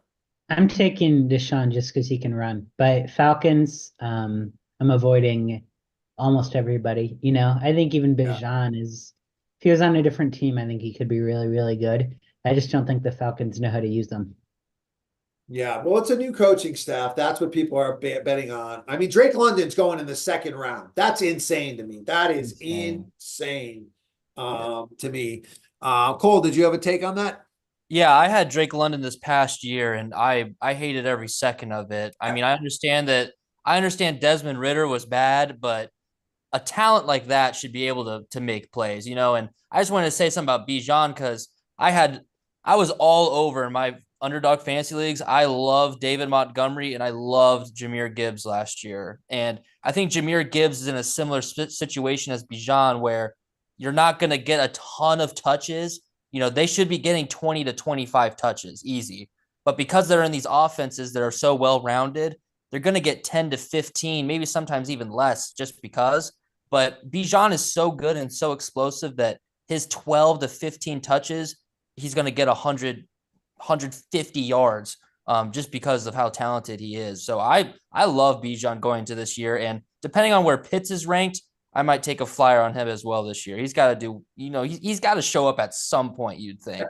They have him as a top 3 back. People are drafting Pitts to be your starting tight end. It's not like he's going late. People are saying like he's the greatest tight end prospect of all time, and he's just got to get in the right place. Pitts is going 1, 2, 3, 4, 5, 6, 7. 7th ranked tight end, around 69 in the overall ADP. That's ahead of Kittle, ahead of Ingram. Ingram last year had almost 100 he had 114 catches. Pitts would never do this. Even if things go right for Pitts, he won't do what Ingram did. Ingram's a little bit old. I think people think he's young and forget how long he's been around. All right, Jeremiah, go ahead. Yeah, I think Pitts is going to be all right this year if he can get some competent quarterback play. I agree. I don't think Cousins is going to be ready to go at the beginning of the year. So for a year-long fantasy, I'd take Therapist Watson over Cousins. But I think Cousins is the better quarterback. But for fantasy reasons, I'd take the Therapist. Yeah, I mean, that's something to consider. Is Cousins going to be ready for opening day? They're saying he is, but his injury was mid-October last year. I think, David, I don't know. Dancing at the NFL honors, doing the whole break dance and boogieing and everything. He's making the rounds. Suddenly this guy's showing up on all the shows and in social media. Like, he's embracing the whole Atlanta vibe. And Dave, I wanted to get your take. I don't know if you heard us earlier talking about CJ Stroud. You got to see him obviously in Houston this year. And I kind of made the point, I'll make it from a different perspective. CJ Stroud made Tank Dell look good last year. And Tank Dell is the smallest receiver we've ever seen in the NFL that's actually put up any decent numbers at all. That's how good CJ Stroud is. And so if CJ Stroud can make Tank Dell look good, did CJ Stroud have a lot to do with making Marvin Harrison look good? Do we have to kind of discount these Ohio State receivers?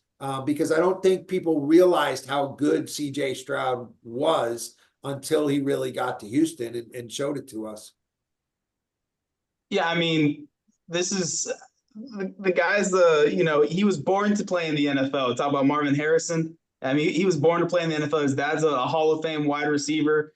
Yeah, I mean, maybe he got a little sprinkle of CJ Stroud that made him look good, but I mean, he was CJ Stroud's guy. I mean, we talk about it all the time on the show, and I think we'll talk about it until the end of time.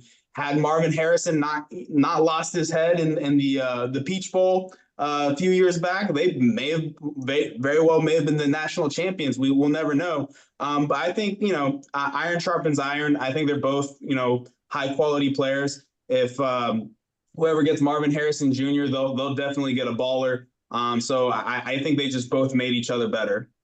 Would you be drafting him in that same spot though, David? I mean, it's crazy how high Harrison's being drafted. Like, He's being drafted as the number one receiver for your team, right, Greg? Yeah, he's your number one player on your team. He's going basically the very beginning of the second round, is where he's being drafted. Here, I think that's high, but I mean, but mainly just because we don't know who his quarterback is yet. Mhm. I wouldn't Yeah. mind it if I knew, he had a decent quarterback, but if he ends up with Bailey Zappi, maybe your second receiver, but no, I couldn't trust that when I don't know who his quarterback is. If he Yeah. goes to a good team, I wonder how much higher he goes.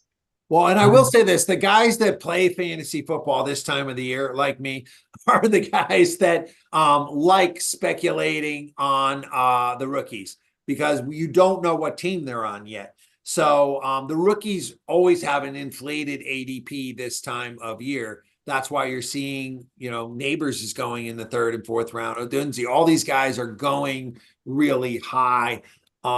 It's just kind of the nature of drafting this time of year. But the price, I mean, it can't possibly be any higher. Like it's the worst time to take those guys because the price of your draft picks is the absolute highest to go there. And honestly, looking into the draft for rookies, I always look to running backs. Running backs traditionally produce much better than receivers in their first year. Sometimes it can take a receiver a year or two to learn the team system, whereas a running back, you just get in there and run. And people forget, like Jonathan Taylor, what was he, a second round pick for the Colts, Cole? Like he was not a first round pick. Jonathan Taylor, the Jets, Breeze was not a first round pick. I mean, these guys are now players that have been the best running back in all of fantasy, and they've been second and third round picks. So when people are saying, oh, this is a down year for running backs, no running backs are going to go in the first round this year. That does not mean there's not going to be amazing fantasy running backs coming out this rookie year. Those are the guys that I've been stockpiling. Have any of them actually delivered, Greg? These first round running back picks? Can you name a few that actually showed up and were first round fantasy backs?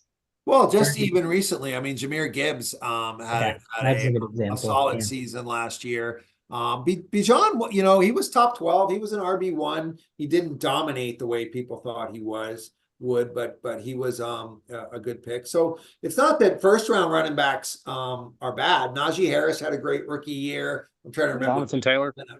What's that? Jonathan Taylor had a really good rookie year. Yeah, but Jonathan, we're looking for number one picks. Jonathan Taylor wasn't a number one pick. Was he early for first fantasy round? or no? Jonathan Taylor was not a first round pick. Yeah. I thought he was first round guy. My bad. Yeah.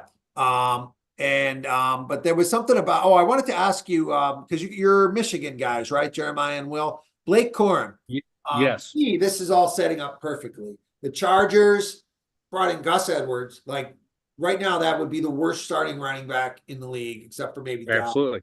So he's not going to be Harbaugh's plan. Harbaugh runs the ball like crazy. Harbaugh has the 5th pick, right? So he'll have a high second round pick. That's when these running backs start going. Is he going to take Blake Corum there? I mean, that was his guy that carried him to the national championship. I can't see it not happening where he goes. I think he will. I think he definitely will. I think he maybe will a little later in the second round. I see the Chargers actually trading back. Harbaugh knows the college game so well. He knows all these guys coming out. He has a leg up on all the other teams in that aspect of this draft. I expect him to trade back, get as many picks as he can, and I definitely expect Blake Corum to be one of them, probably mid-second round. Well, here's the problem with all this. So the mock drafters, and screw those guys, half the time they don't know what they're talking about, right? But they all have Blake Corum as a mid to late second round pick, and the Chargers have the 5th pick. Now, when you trade, there's only one time you trade back. You trade back if there are like 3 guys you like equally, and you're okay with any one of them. Then you don't care if your guy gets taken. You're just as happy with the other 2 guys. So that makes sense to trade back. That's that's the only logic for trading back is when you're in that situation. If there's one guy that you feel is clearly the guy you want, then you would not trade back. And so that's really my question is, does Harbaugh love Corum, and is Corum that good? Because a lot of times people were saying Corum's just a goal line back. I would love to get Ohio State's take on this, Kerry. What you got to see and probably hate Corum for the last 2 years? What do you think he can do in the NFL? I think coupled with Harbaugh, I think that's a really good combination. Because I think he'll be able to utilize him the way that he wants to utilize him. I think they'll get him for, much better price than Austin Eckler would have commanded at this point. So I think it would be a really good fit.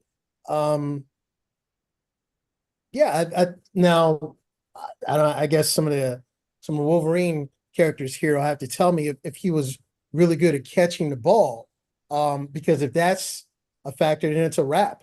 Because I know, as much as Harbaugh likes to run the ball and everything, he's still got, Justin Herbert back there, who's going to want to let it loose at some point.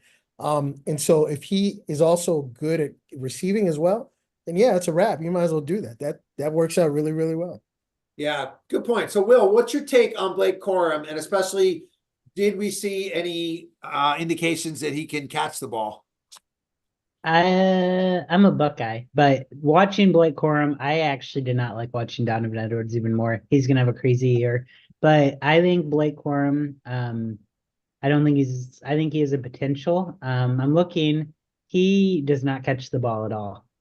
He had a few reception against Alabama, but he's not a catcher. I think their O-line was unbelievable. They gave the running backs a ton of carries. So, I might have a better idea with the Michigan fan on this, but I think it was the O-line, and I think Donovan Edwards was just as good. And you make a great point about Edwards. Like, Harbaugh has been a guy who likes a 2-back system, which is not good for fantasy. And Corum, Corum was the touchdown guy, the goal line guy. I considered him the best guy in college football for punching it in at the goal line or for a 3rd and short. So, or even a 4th and short. 27 touchdowns, I think, led the country last year, might have been a record. So the Michigan offense doesn't throw the ball a lot to running back. So I don't know that we can go by those receiving numbers. But clearly he's a great goal line back, which is funny. That's the same thing I think of Gus Edwards is going to be. You can play anybody in this situation though, Greg. He got a ton of chances. I just remember Donovan Edwards gave me nightmares. He had 3 40-yard run touchdowns against Ohio State. And Donovan Edwards got them there, and then Blake Corum finished, but it's about opportunity too, right? He had a lot of opportunities. Yeah, well, Corum had the run not this year, the year before. Didn't Corum have the big run against He was hurt, actually. Corum was hurt against Ohio State. Against Ohio State? One of the years. I thought it was 2 years ago. Okay. Yeah, you might be right. He definitely played in this year's game. So Corum possibly to the Chargers seems like, that's a good position, a rookie. So Corum may not be the best running back, but if another rookie gets drafted behind a starter, he's not going to play as much this year. We want to look for opportunities. To me, the Cowboys are clearly a starting opportunity for a rookie. The Chargers look like clearly a starting opportunity. The Giants with just Devin Singletary back there, those look like 3 jobs that are up for grabs for rookies to be starters from day one. And so I calculate that. I'm like, okay, so who are the 3 rookies that are most likely to go in these spots? And so getting everyone's input on Corum going to the Chargers, is interesting. But, and I think to Jeremiah's point though, at the 5th pick of the 2nd round, like if Harbaugh's got his pick of all the running backs, does he take Corum? Because I don't know that Corum's the best running back of all the running backs. Is it too early to take him? Does that make it not a fit? It'll be, I think that'll be interesting to see. All right, let's check in on our game here to see if they are closing the gap at all. Still a 12-point lead. Milwaukee's been kind of hanging around. Dame's carrying them after a slow start. He's shooting about 50% from the field. Tatum's been hot all day, and we're going to dial into this more as we get into the 4th quarter here. you know, my dad always says, yeah, he's in his 80s now, but growing up with him, he says, I only watch the last 2 minutes of basketball game because it always comes down to the last 2 minutes. And if it's not close in the last 2 minutes, then I don't want to bother watching. And I think there's something to that. Very smart man. Especially in the NBA. Kerry, I would love to hear if you have a story of anything funny or entertaining that's happened being a fan of Ohio State or the Lakers, because we always like to kind of share a good laugh or our most embarrassing moment of being a fan here. Anything come to mind to share, Kerry? You know what? There are a couple stories that I could tell, but I'm just going to tell this one because there are Celtics fans here. And so you guys will enjoy this because it's really the only props I will give you ever. So back in the year that the Lakers repeated with Powell and Kobe, my fraternity brother and myself were huge Laker fans. We went to the NBA Finals, but it was game 2, the NBA Finals. And I think the Lakers were already up 1 game, and we were hoping to go up 2 games. And that was the game that Ray Allen just went the hell off and just would not miss.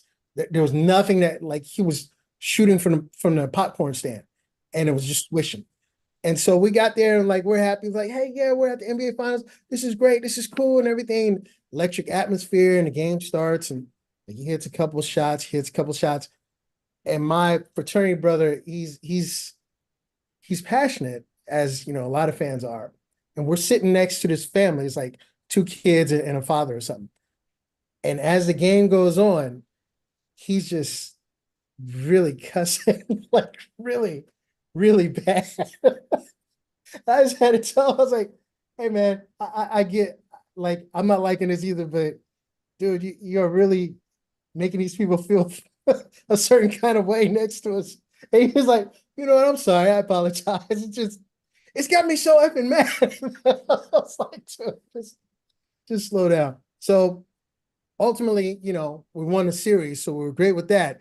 But that is a memory that's just still, like, not good to think about, except for the comedy portion of it. So Yeah. Well, it sounds like you've been to a lot of great games. What a great experience to get to see things live. You know, and there's no replacement for seeing games live. Like, it's a whole nother level. There's sports like baseball and hockey I will only watch live. I can't watch them on TV at all. That's what we're really trying to bridge the gap of here. There's a big gap between watching a game home alone and being at a game live, you know, with all your friends. And that's, like, we're trying to be in the middle of that. We'll never be, you know, being live at the game. But, you know, we can have some fun like we're doing tonight. Keep an eye on the game, have some conversations when the game gets slow, turn back to the game, you know, for the 4th quarter here. And kind of bring this together online like that. So yeah, appreciate you sharing that. You know, the story that I always share that and I think you'll appreciate this because you said early on, I listened closely, you said that there was nothing that would ever turn you against being a fan of your teams. And I would swear the same thing. I grew up in Boston. Boston's a big pro sports town. Celtics, I bleed green. Patriots, you know, with Brady. Have been amazing. And I would have sworn, just like you did, that there is nothing that could ever turn me against my teams. Now, meanwhile, I moved to Tampa from Boston 22 years ago and raised my kids in Tampa. My kids are Bucks fans. I watch a lot of Bucks games with my kids. And lo and behold, Brady comes to Tampa at the end of his career. And I'm like, oh my gosh, this is too good to be true. It's like he's following me around like this. I'm like double bonded to Brady now. And my Boston friends were like, fuck that guy for leaving us. Boston fans are cutthroat. The better thing, here's what they would tell me. They said, if your wife left you for a younger woman, for a younger man, would you cheer for her? No, you'd be like, fuck that bitch. She left us for, you know, a younger team. And that's what Brady did. He left New England to go to a better, younger team that could win, and he did win. And a lot of Boston fans love him for what he did. Half of them are mad at him for what he did. But when he got to Tampa, New England played Tampa that year. And it was the most conflicted moment I've ever had. And I rationalized, like, the Pats are rebuilding. They're going nowhere this year. It was Mac Jones' rookie year. It was early in the year. Tampa has a chance to really be good with Brady. So this game means more to Tampa. I'm going to cheer for Tampa. And it was like it's the highest rated NFL game of all time. It was back and forth. Mac Jones played the best game of his career, and Brady wins it at the final minutes. And I was like, yeah, Brady won. I was cheering for Brady the whole game. And I was like, oh my gosh, what has happened to me? And then Brady retired. And now I'm like a man without a team. I just like, and part of it is New England sucks. Like, I can't get on this Tampa bandwagon. To me, I don't know what they're doing. Like, you play to win championships. Why are you bringing back Evans and Mayfield unless you want to have another, 9-8 season and be a wild card team again or win your crappy division? Like, that's not, blow it up. Put in Kyle Trask is what I've been saying. But that's the Boston mentality, not the Tampa mentality. Anyways, that's kind of my story that I love to share. We've gotten to hear stories from everyone here. What about you, Cole? What's been kind of your funniest experience as a fan of your Indiana teams? Yeah, I've been real fortunate in my life to know some great people, and one of them was the general manager for the Pacers.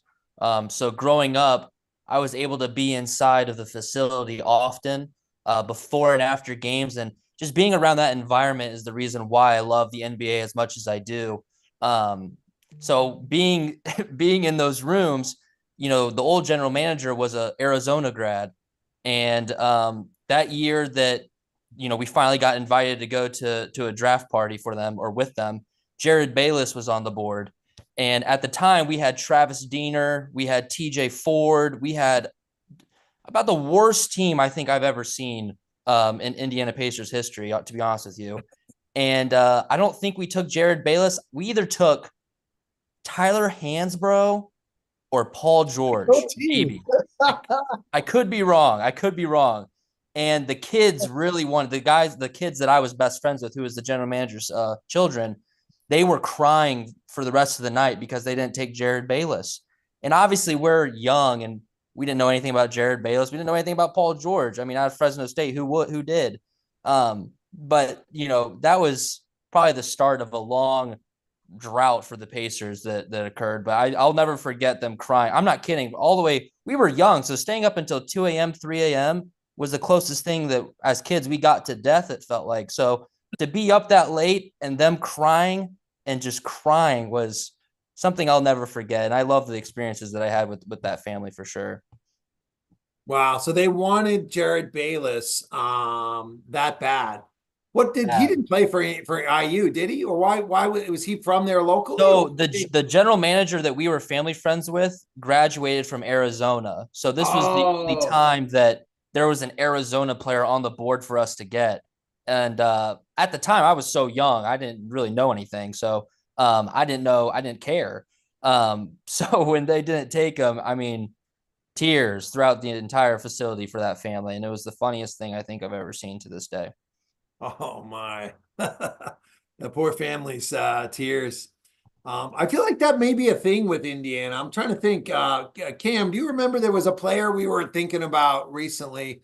And we were saying, I think it's your guy on Golden State, right? And we were saying, why didn't the Pacers take this guy? He was like the Naismith player of the year almost, right? Is that Trace Jackson Davis? Yeah. What are your thoughts on Trace, Cole? So I actually played Trace in high school, and he dropped a smooth 40 on us. But the biggest problem for him, obviously, he's going to get buckets against guys like me. I'm sitting on my recliner, not doing anything, so he should score 40 on guys like me. But at IU, he legitimately only has a left hand. He can't do anything with his right, and so I think that scared a lot of people away when it comes to his skills, not his ability. I mean, he's an athletic freak of nature. So, for a team like us, we don't really need him, especially when we have Miles Turner. But I think he's in a perfect situation with Golden State, and they can develop him into a great big for them for sure. Yeah, I'm glad that's why he fell in the draft. You hit it right on the head. He fell in the draft because they were worried that he was too athletic in the way he plays the game. He played one way in college. They didn't think that'd be able to translate in today's in today's game, right? They want to Mhm. stretch four. They want stretch bigs to space the floor out. But still, he's coming to the NBA and has excelled at his shot blocking and lob threat to the rim. He's a bigger threat when you got a guy like CP3 running the pick and roll on that second unit, I think. And I don't know if give this the I don't know if this was global news or not with Trace, but a lot of the speculation here in Indiana, at least, just because obviously he's getting covered a ton here in Indiana, being born and raised here, but he didn't want to sign a two-way deal. His agent made that very clear to teams that wanted him. He definitely could have gone a lot sooner, is what we heard here in Indiana, that he could have gone in the 40 range, maybe even late 30s, but he wanted a guaranteed 3 to 4 year deal coming out of IU. So I think a lot of teams passed up on him because they weren't willing to give him a lengthy contract like that. Isn't that what I thought all rookies have like pretty set deals that they get? Yeah, you can get a two-way contract, but you can also get like literally close to what a veteran minimum contract would be, and it would be like 2 mil. So he's probably making like around $1 million a year right now. He's still making rookie money, but he's just got it extended over like a 3 or 4 year period. I gotta give the Warriors some credit. Like, they have had amazing draft picks. Mm-hmm. They really know what they're doing. Like, Yeah, you compared guys to are playing him at the 5, right? Cam, doesn't he? Yeah, it gives him at center. It gives the Warriors a whole new look. We're not really Yes. known for getting a big guy out there. And the last big guy I can remember playing was JaVale McGee, or a guy who really excelled at that role was Andrew Bogut. But I mean, they really moved Draymond to the 5 and just committed to the small ball lineup and try to beat teams playing fast. But yeah, it just No gives love them for a new Zaza? look. Yeah, I wasn't a big fan of Zaza. Wasn't a big fan of him, and I know a lot of NBA fans weren't a big fan of him. Hey, he took dirty out player. Kawhi. He did his job that series. He did do his job, right? Erase that 17-point lead. Spurs were a real threat that year too. Yeah, they were Whatever defending happened to champs. Wiseman? Is James Wiseman still in the league? Bust. Yeah, he's a bust, man, for the Pistons. He's on the Pistons right now, Okay. fighting to get some rotational minutes. He was one of the first picks, wasn't he? Like And- the one And the year guy that who had the he best workout for the Warriors that draft was Tyrese Halliburton. Halliburton even went out and said he thought he might even get drafted by the Warriors because he didn't even miss a shot in his workout. But Warriors didn't need a guy like Halliburton or Ball. when they right? drafted Either Ball Wiseman over him. was another prospect. So Wiseman at the time was the perfect fit. He was supposed to be the next Joel Embiid, right? But it just never panned out that way. Well, Mhm. speaking of the perfect fit, that's why I thought that he'd be a no-brainer to go to the Pacers. They needed a power forward, right? You wouldn't have had to trade for Siakam.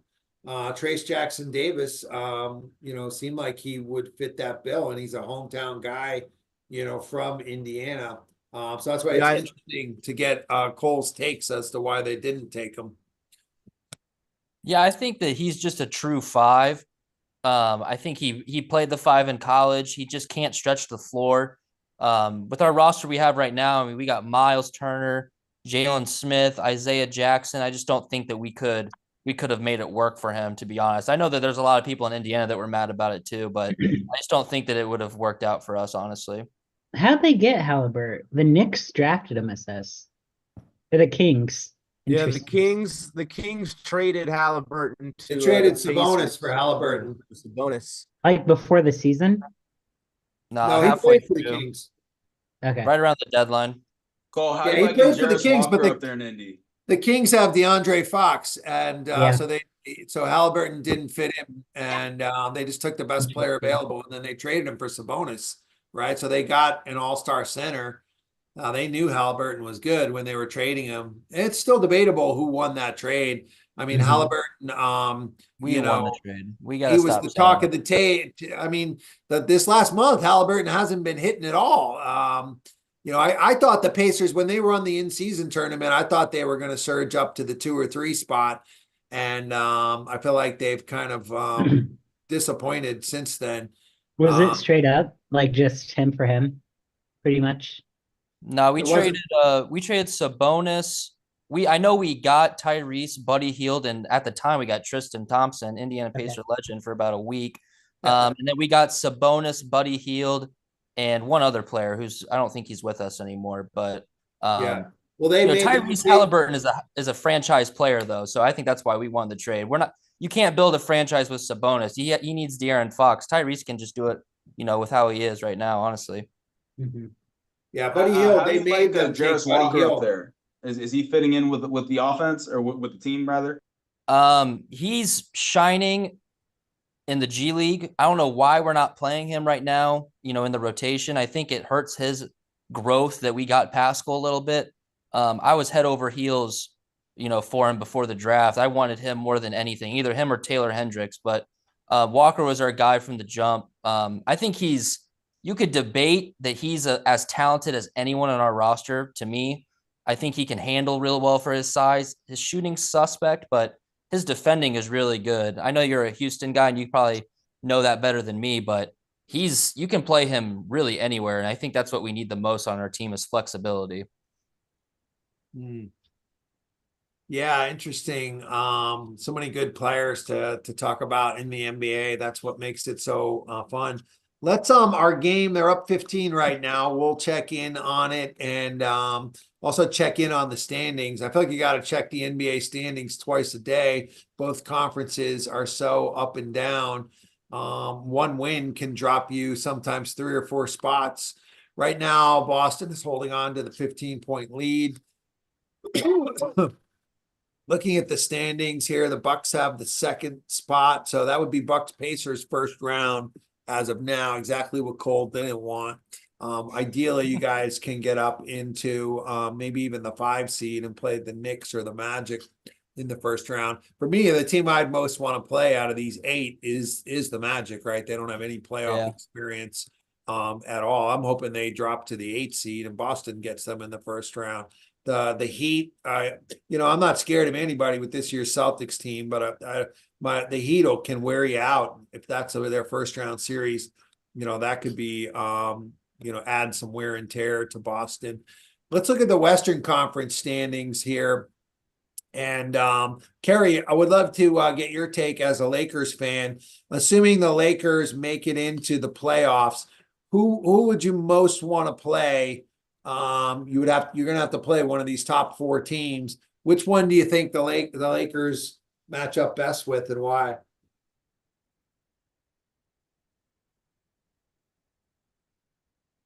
I'd probably say at this point, probably the Timberwolves. Because number one, we already had a victory against them recently. Number two, I think the center, by the time the playoffs start, will be back, but I think it's still going to take him a minute to get acclimated to playing again. And I think as long as our center is healthy, we should be able to take advantage of that and have our way. Size-wise, I think we can take care of them. It'd be competitive, but I feel confident about a victory against the Timberwolves. Yeah, the Ant-Man against LeBron. I feel like they'll make that out as like the passing of the torch series. If that goes down, that would be kind of made for TV. And I'm sure he's going to have some highlights too. Historically, well, hell, you saw what happened versus Atlanta a couple days ago. People get a lot of highlights against the Lakers. The goal is to win the game. As long as you win the game, go ahead and get dunked on, whatever. It's all good. Hey, let's just pop around the league here and see what is happening with our play-in games. Tonight's game was Grambling State came back to beat Montana State. That's pretty interesting. And then this Boise game has just tipped off. Was the goggles guy playing tonight? I thought they would be. Yeah, he played terrible. He had like 9, 8, and 6 or something like that, which I guess isn't that bad, but he didn't show up to play tonight. I don't see that on. This must not have the NIT scores here. Whatever I'm looking at. But yeah, that's disappointing. I mean, he's going up against some better teams now. They really didn't play anybody, and I think that really helped him to have that great year. I was hoping they would make March Madness because I feel like everybody would be picking them and rooting for them, and that I would pick against them. And that's how I am with NC State. I feel like they're like the hot team. People that just saw the highlights are like, oh my gosh, that guy looks like Shaq out there. He's a beast. They knocked off Duke and North Carolina and Virginia. I don't expect them to beat Texas Tech. I think they kind of peaked with that win. Anything stand out from tonight's Celtics Bucks game that you think we should cover here? I got a March Madness interesting thing I found when you're ready, Greg. Yeah, go ahead, Will. I did not know how big of a difference there was in the records between the top 3 seeds and then North Carolina. It's really interesting. Like, there's a ton of like major 5 teams that lost like 7 or 8 games, and then the top 3 only lost like 3 or 4. So I was like, that's interesting. Like, North Carolina is a lot lower of a 1 seed compared to everyone else, and I didn't know that. North Carolina's record, they have what? Yeah, 7 or 8 losses, I think. teams. There's a lot of teams with like 7 or 8 losses. Iowa State, like I think South Carolina, a lot of teams, and then the top 3 only have like 4. So that's a big difference.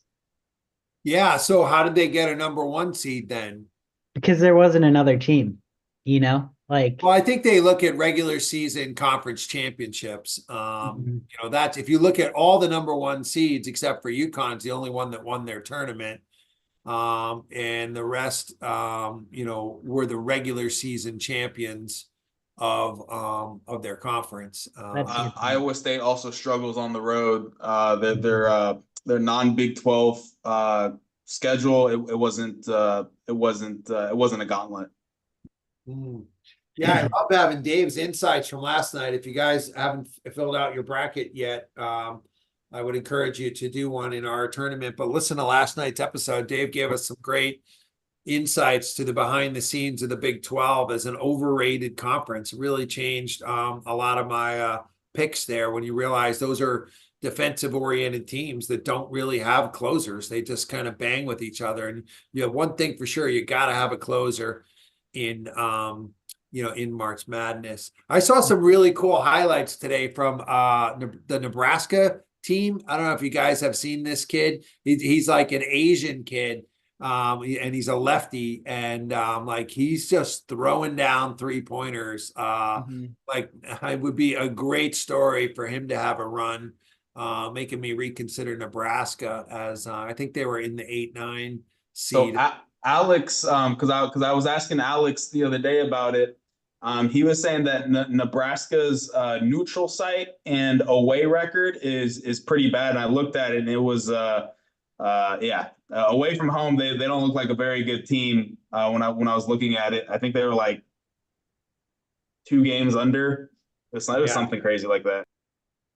Yeah, but the thing to me, like, so having a winning record on the road, we went through some research earlier this week on the show, is an absolute must to be a Final Four team. Like every national champion has had a winning record on the road, as have almost all the Final Four teams.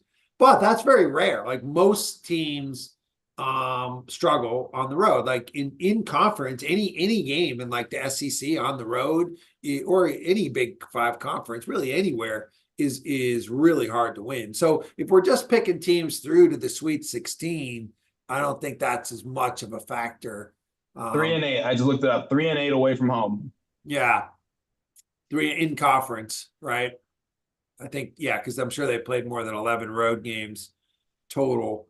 So that's not good. That's not good, right? Every game is kind of a neutral site / away. It also means, to look into things like UConn's almost at home in their first 2 rounds. So it almost talked me out of picking FAU, but I'm sticking with FAU over UConn, TCU over Purdue. And now Dave's got me looking into Texas A&M over Houston. So I'm hoping to I don't win know big. about that one. I don't know about that one. You're gonna take them down. Take them down early. You're crazy on Purdue, man. I don't see it. I agree with you on the Nobody other one, saw it last year either. I guess. Yeah. You know, last year was an insane Final Four, right? FAU came out of nowhere. University of Miami, San Diego State, those were all very low seeded teams. And then UConn was a 3 last year. No number ones at all in the Final Four last year. Mhm. And everyone said, like, hey, this is the transfer portal generation. This is what it's going to be like now. I thought, I think, Will, you made a great point earlier this week about like the players that used to ride the bench at Ohio State and North Carolina and these big schools. Now they transfer out and go start for these small schools. So Mhm. they have similar talent on these teams. And so if you're, I started this week on Monday. I'm like, there's probably 6 teams that can win the national title and get to the Final Four. But it always looks like that. And based on the trend we saw last year, things are going to go crazy. So we allow up to 10 brackets in my tournament. ESPN allows 25. I figured we'd keep it manageable with 10. And so I pretty much went nuts picking different Final Four, because if it all blows up, if everyone else is picking 1s and 2s and it blows up, one of my 10 is going to break through. And so that's my strategy for trying to win the pool. Now that doesn't work if you're like playing ESPN, you're trying to get the perfect pool and win $1 million. But if you're playing in a limited pool, like I think we'll have under 100 people in our pool when we're all said and done, then I think that's a strategy that I'm going with. All Did right, you- Did you Go get ahead, into Will. mine, Greg? I didn't get a chance to look at that yet, but it's on my I list for tonight. I'm Yeah, s- Will had this really cool pool. Tell everybody how it works real quick, Will. You basically pick one team each day and you can't pick them again. And once they lose, you're out.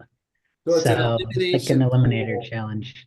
Yeah, And kind of like you do in the football where you have an elimination pool. I was set on Creighton, like you guys were saying, but I realized Akron had a guy who almost got drafted, who could have gotten drafted last year, and he's definitely getting drafted this year in the first round. Hmm. So crazy. And if anyone has any viewpoint on him, I would love to hear it, but it's kind of a crazy situation. I didn't know Akron had an NBA talent. Yeah, no, I don't know much about Akron. I think mostly for the first 4, I typically go chalk with the first 4 Mhm. seeds in every bracket. I don't start picking my upsets until round 2. Because if you pick wrong, you really can be Yeah. screwed. Because then the one you picked is wrong, and then like somebody else does get upset. So you're better off going chalk, I Well, if think. I pick wrong, I'm done. Right, in that tournament, you're That's the done. problem. Cameron, do Yeah. you know who he is? This game's down to 10-point game now. It's in striking distance. Go ahead, Cam. Yeah, I just wanted to say, so yeah, the Bucks are going on a 14-3 run to, close the gap to 10. That's kind of what worries me about the Celtics headed into the playoffs. This isn't the first time I've seen this from them this season. Even if they do close this game out, the fact that they're letting the Bucks come back. And the other thing I wanted to point out is, man, that must suck if at halftime you looked and you saw Jason Tatum had 23 points and you said, you know what? I'm going to bet the over. And he hasn't even scored in the second half. He has 0 points. He's still stuck at 23. So we'll see what Tatum can do to close out these last 5 minutes. That's If I was a Jason. bet, Yeah, That's Jason. That's what he does. let's listen in here. Yet another time. Of course, now they're going to a timeout here. I feel like the last couple of games we've watched on the show with the Celtics were against Denver and Cleveland. So it feels like they're always blowing these leads, but that's not really the reality of all their games. no, yeah, they've been winning the majority of the game, especially this one. Didn't they set some kind of record for like 5 minutes to go. most 50-point wins in a season or something like Yeah, that. you did. You Yeah, did. yeah. Another thing that's flying under the radar right now that I don't hear a lot of analysts talking about is they're on pace to set the record for the highest efficiency rating ever in the NBA season. They're number one this season, which would be number one ever. Look at the upcoming national TV schedules. NBA TV tomorrow night, the Pelicans and the Magic, followed by Hawks and Suns at 10:30. Then TNT on. You got a commercial on the audio while my TV is still playing the game live. That's because they're a few minutes behind. Yeah, I mean, the Celtics have been rolling people. Even this is still a 10-point game. It's in striking distance. It's not like they've blown the lead completely. Yeah, that's a good looking record, 54-14. But especially at home, right? But tonight they're at home. They're going to be home field, home court throughout the playoffs. Yeah, I feel like, those first two games of every series are going to be in Boston. And if you go down 2-0, which is highly likely since they're almost unbeatable at Boston, like you're really with the drunk Boston crowd. You're digging yourself out of a hole coming home down 2-0. We've seen it plenty of times where teams come back, but I mean, that takes a special kind of team.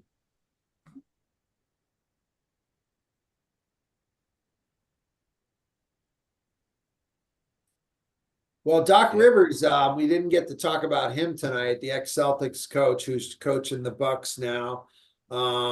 Earlier in the year when he took over the team, he seemed to have a lot of haters. Has anybody changed their perception of Doc based on what they've seen with the Bucks team in the last month here? Or David, what's your take on Doc Rivers? Yeah, no, I don't. I've never disputed that he's a coach that can, he can be in the NBA. He's better than whoever, the Magic are going to fire next year and then hire and then continue that cycle.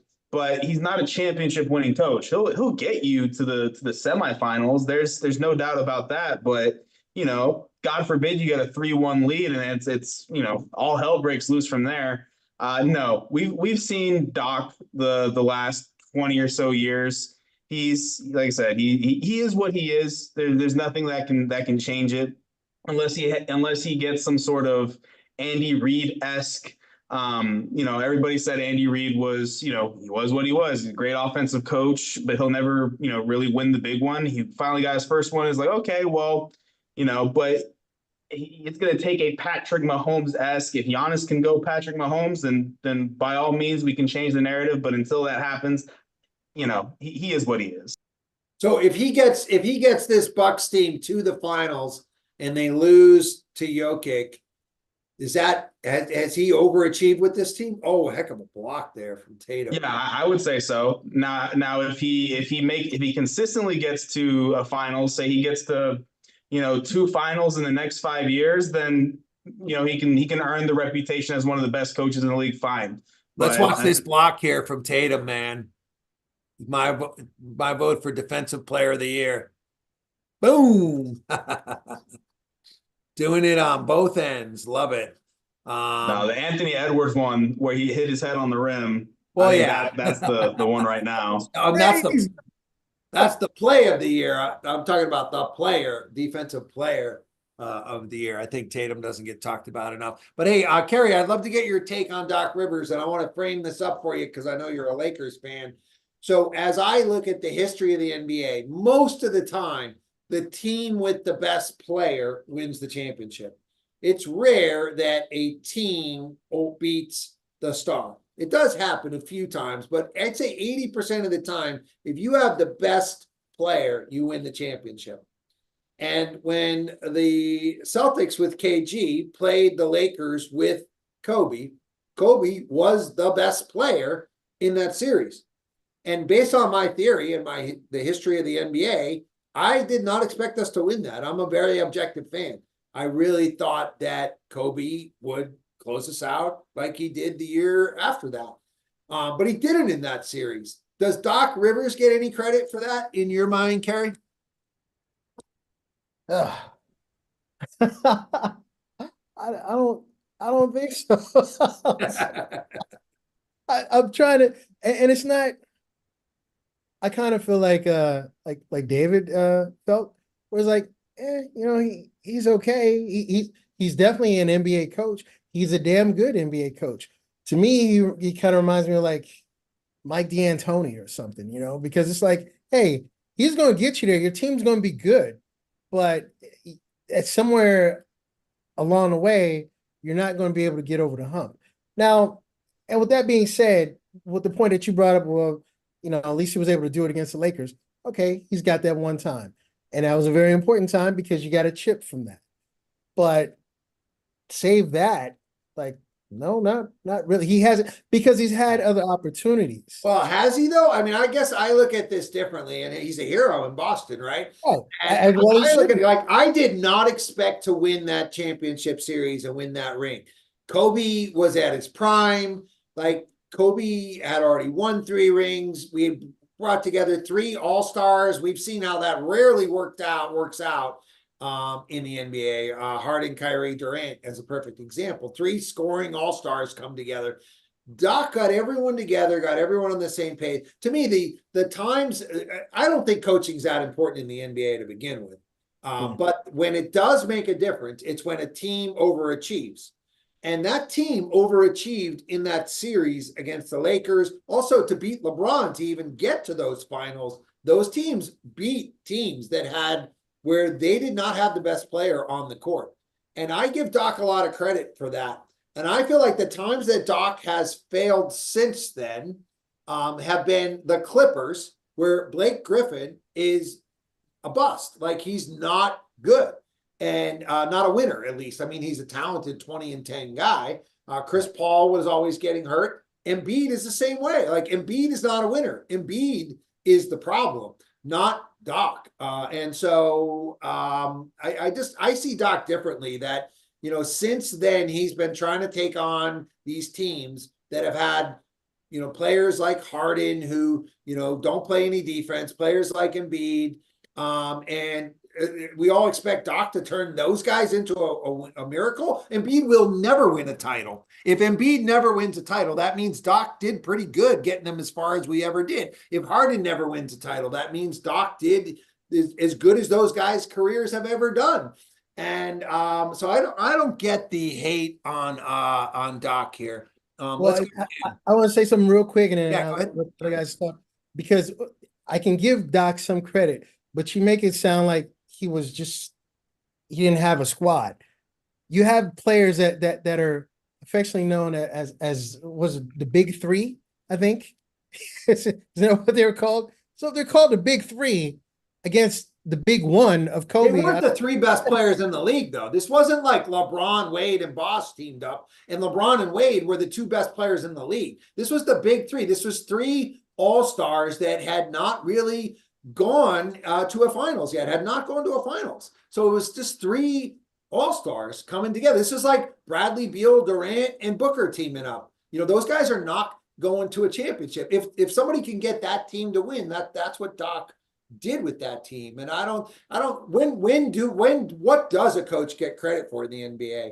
If you're not going to give him credit for winning when you didn't have the best star players, what else is left? There's nothing else that coaches do in the NBA except win those series. I only think coaching accounts for about 10% of wins, but that 10% was enough and made the difference for them to beat Kobe with Gasol, with Bynum. Like that was a team that would win 2 more championships. That was a championship team that should not have lost to the Celtics that year. As I see it. Let's circle around on this. Glad to get you guys going. And our game's down to a 5-point game here. Go ahead, Cam. Yeah. So I just wanted to say that Doc Rivers, I think, needs to just win another NBA title to shut all the antics and haters up. Really, he's had plenty of chances too. Just can't win the bit. He just tends to blow the series lead or can't close out a series. But I do want to give him credit for, and I know a lot of people do, he is top 10 in wins, in career wins as a coach. And there is 2 teams that I've impressed with that he did overachieve with. That was that year with the Magic when they went in as the 8 seed and blew the 3-1 lead against the Pistons. And then in 2019, the year that Kevin Durant hurt his Achilles and Clay got hurt, well, the Clippers took the Warriors to 6 that round for whatever reason. And Kevin Durant was healthy in that first round.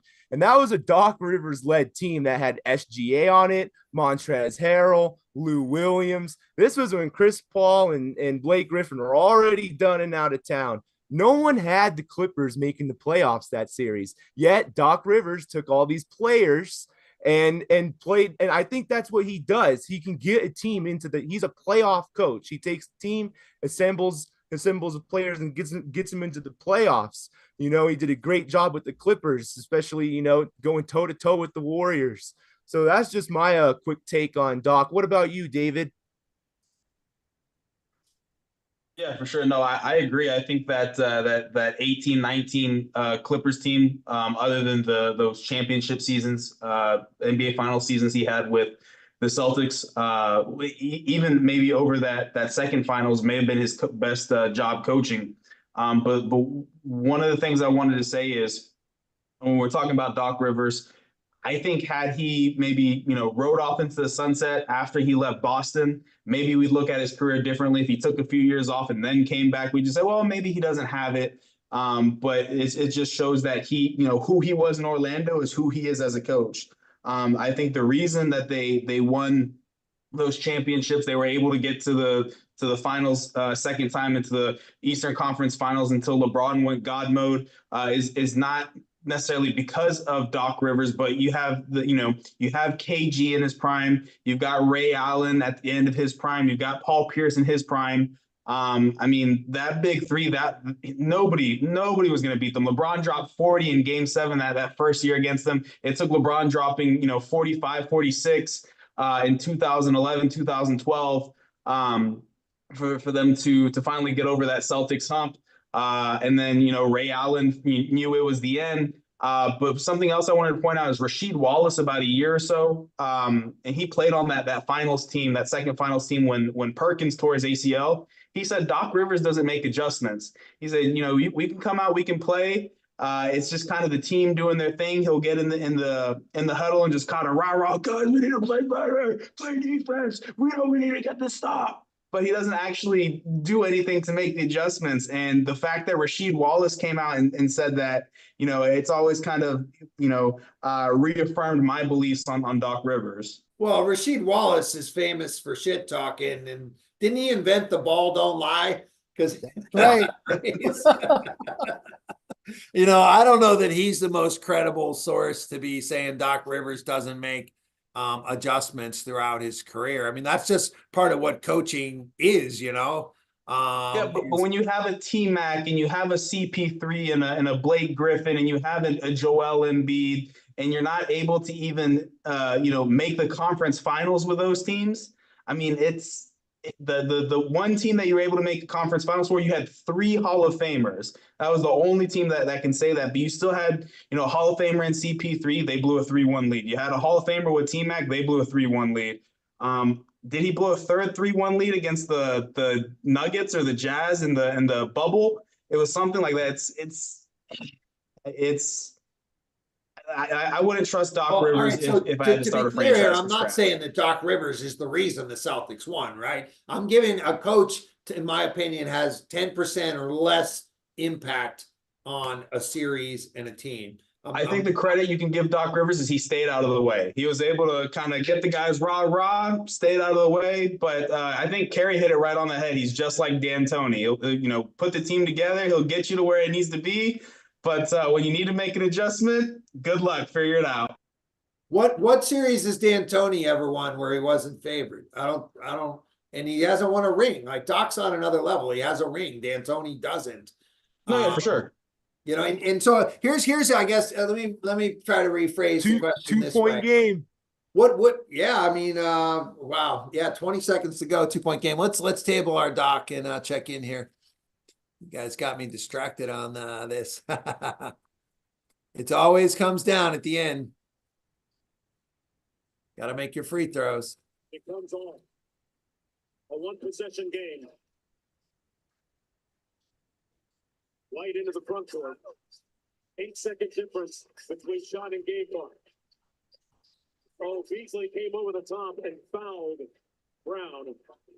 And that's going to put him on the free throw line.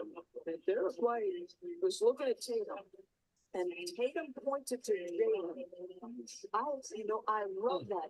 Clearly thought Jalen had the better match. So that's an instance where Jason's saying, all right, we got a guy here. He's got to make this free throw. To him. The two Jays cooperating.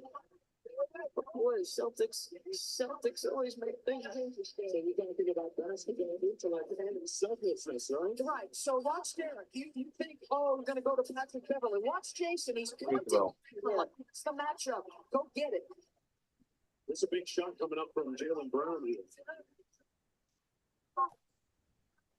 Has to make it a 2-possession game. All right, so now we got a 4-point game. And he'll burn a timeout. What do you do here? Take the quick 2 and foul? Quick 3. I give it to get Dame open. Set like 2-3 screens, 4 screens, just all screens for Dame. Let him run around the whole court, get him the ball, and let it fly. Yeah, I mean, there's no Giannis out there to get it a quick 2, so I think you're right on. You got to get Dame a touch here. You got to go to your star. Interesting. We were just talking about him. Let's see what Doc draws up. Let's see.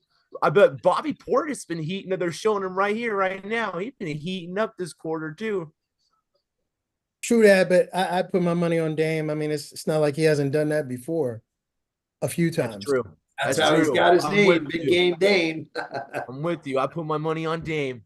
He's got to go quick here, too, Yeah. because they need to foul and get it back. And they basically have to do it twice. You're going to need 2 threes to tie it up here. We'll see what they do. I'll pull it up on the screen for the once they bring it in bounds. Who's Tatum guard? Yeah, they got Brown on Lillard. So why is the defensive player of the year not on? Man, I'd be putting him on Lillard. But Brown's a good matchup too.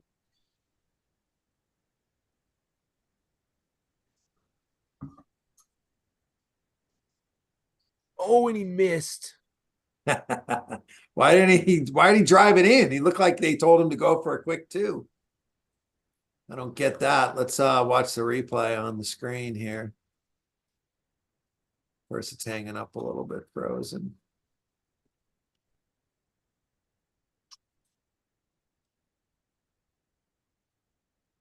Yeah, it was good defense by Brown.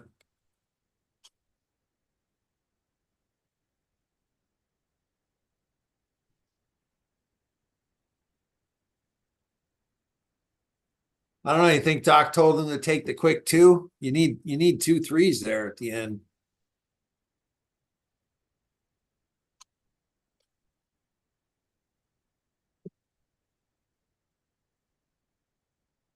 And Tatum trying to put this game on ice for Boston. Rattles home the first, looking for their 55th win of the season and their 32nd win at home. And rather, I think Dame was supposed to kick it out to the corner. It looked like they had a flare screen from Beasley on the weak side, and he just wanted to be a hero. Want to be the hero. Yeah. That's why they call him Dame Dollar, not Dame $100. great screen by Go to Lopez the on free throw Brown. line. Chris Middleton's giving the intentional foul here, so they can't get a 3 off. That's when you got to turn to your teammate and say, hey, somebody talk to me. No question about it. Middleton on the free throw line as a result. He's just going to go right, and Brooke holds his position. Nothing dirty about that. That good Triple screen. came off a screen. Doris gives me the ick. So Middleton in the free throw line, 7.5 to go. They're down by 6. Boy, It's so okay. there's a silver Timeout. line. Dragging out the ending here, but Boston seems like they got it locked up here. All right. Well, last call to get your March Madness picks in for our tournament and any that you're playing at home. Tomorrow, enjoy the games. I know I'll be heading out to the local sports bar here. Maybe pop into the Hooters. And we'll be back on tomorrow night at 9 p.m. I'm sure we'll have some upsets to talk about by then. And also we'll be doing a fantasy football draft while Before we watch. log off, Greg, I just want to take from each person upset of the day. I want to hear one upset for the first weekend. Greg, who you got? First upset tomorrow. Yeah, I didn't look at who's playing tomorrow yet, so it's hard for me to say that. But Let's my do first upset round. pick was Charleston over Alabama. Charleston over Alabama. Carrie? 5 seconds. God, I have no. I've got nothing. I'm not even.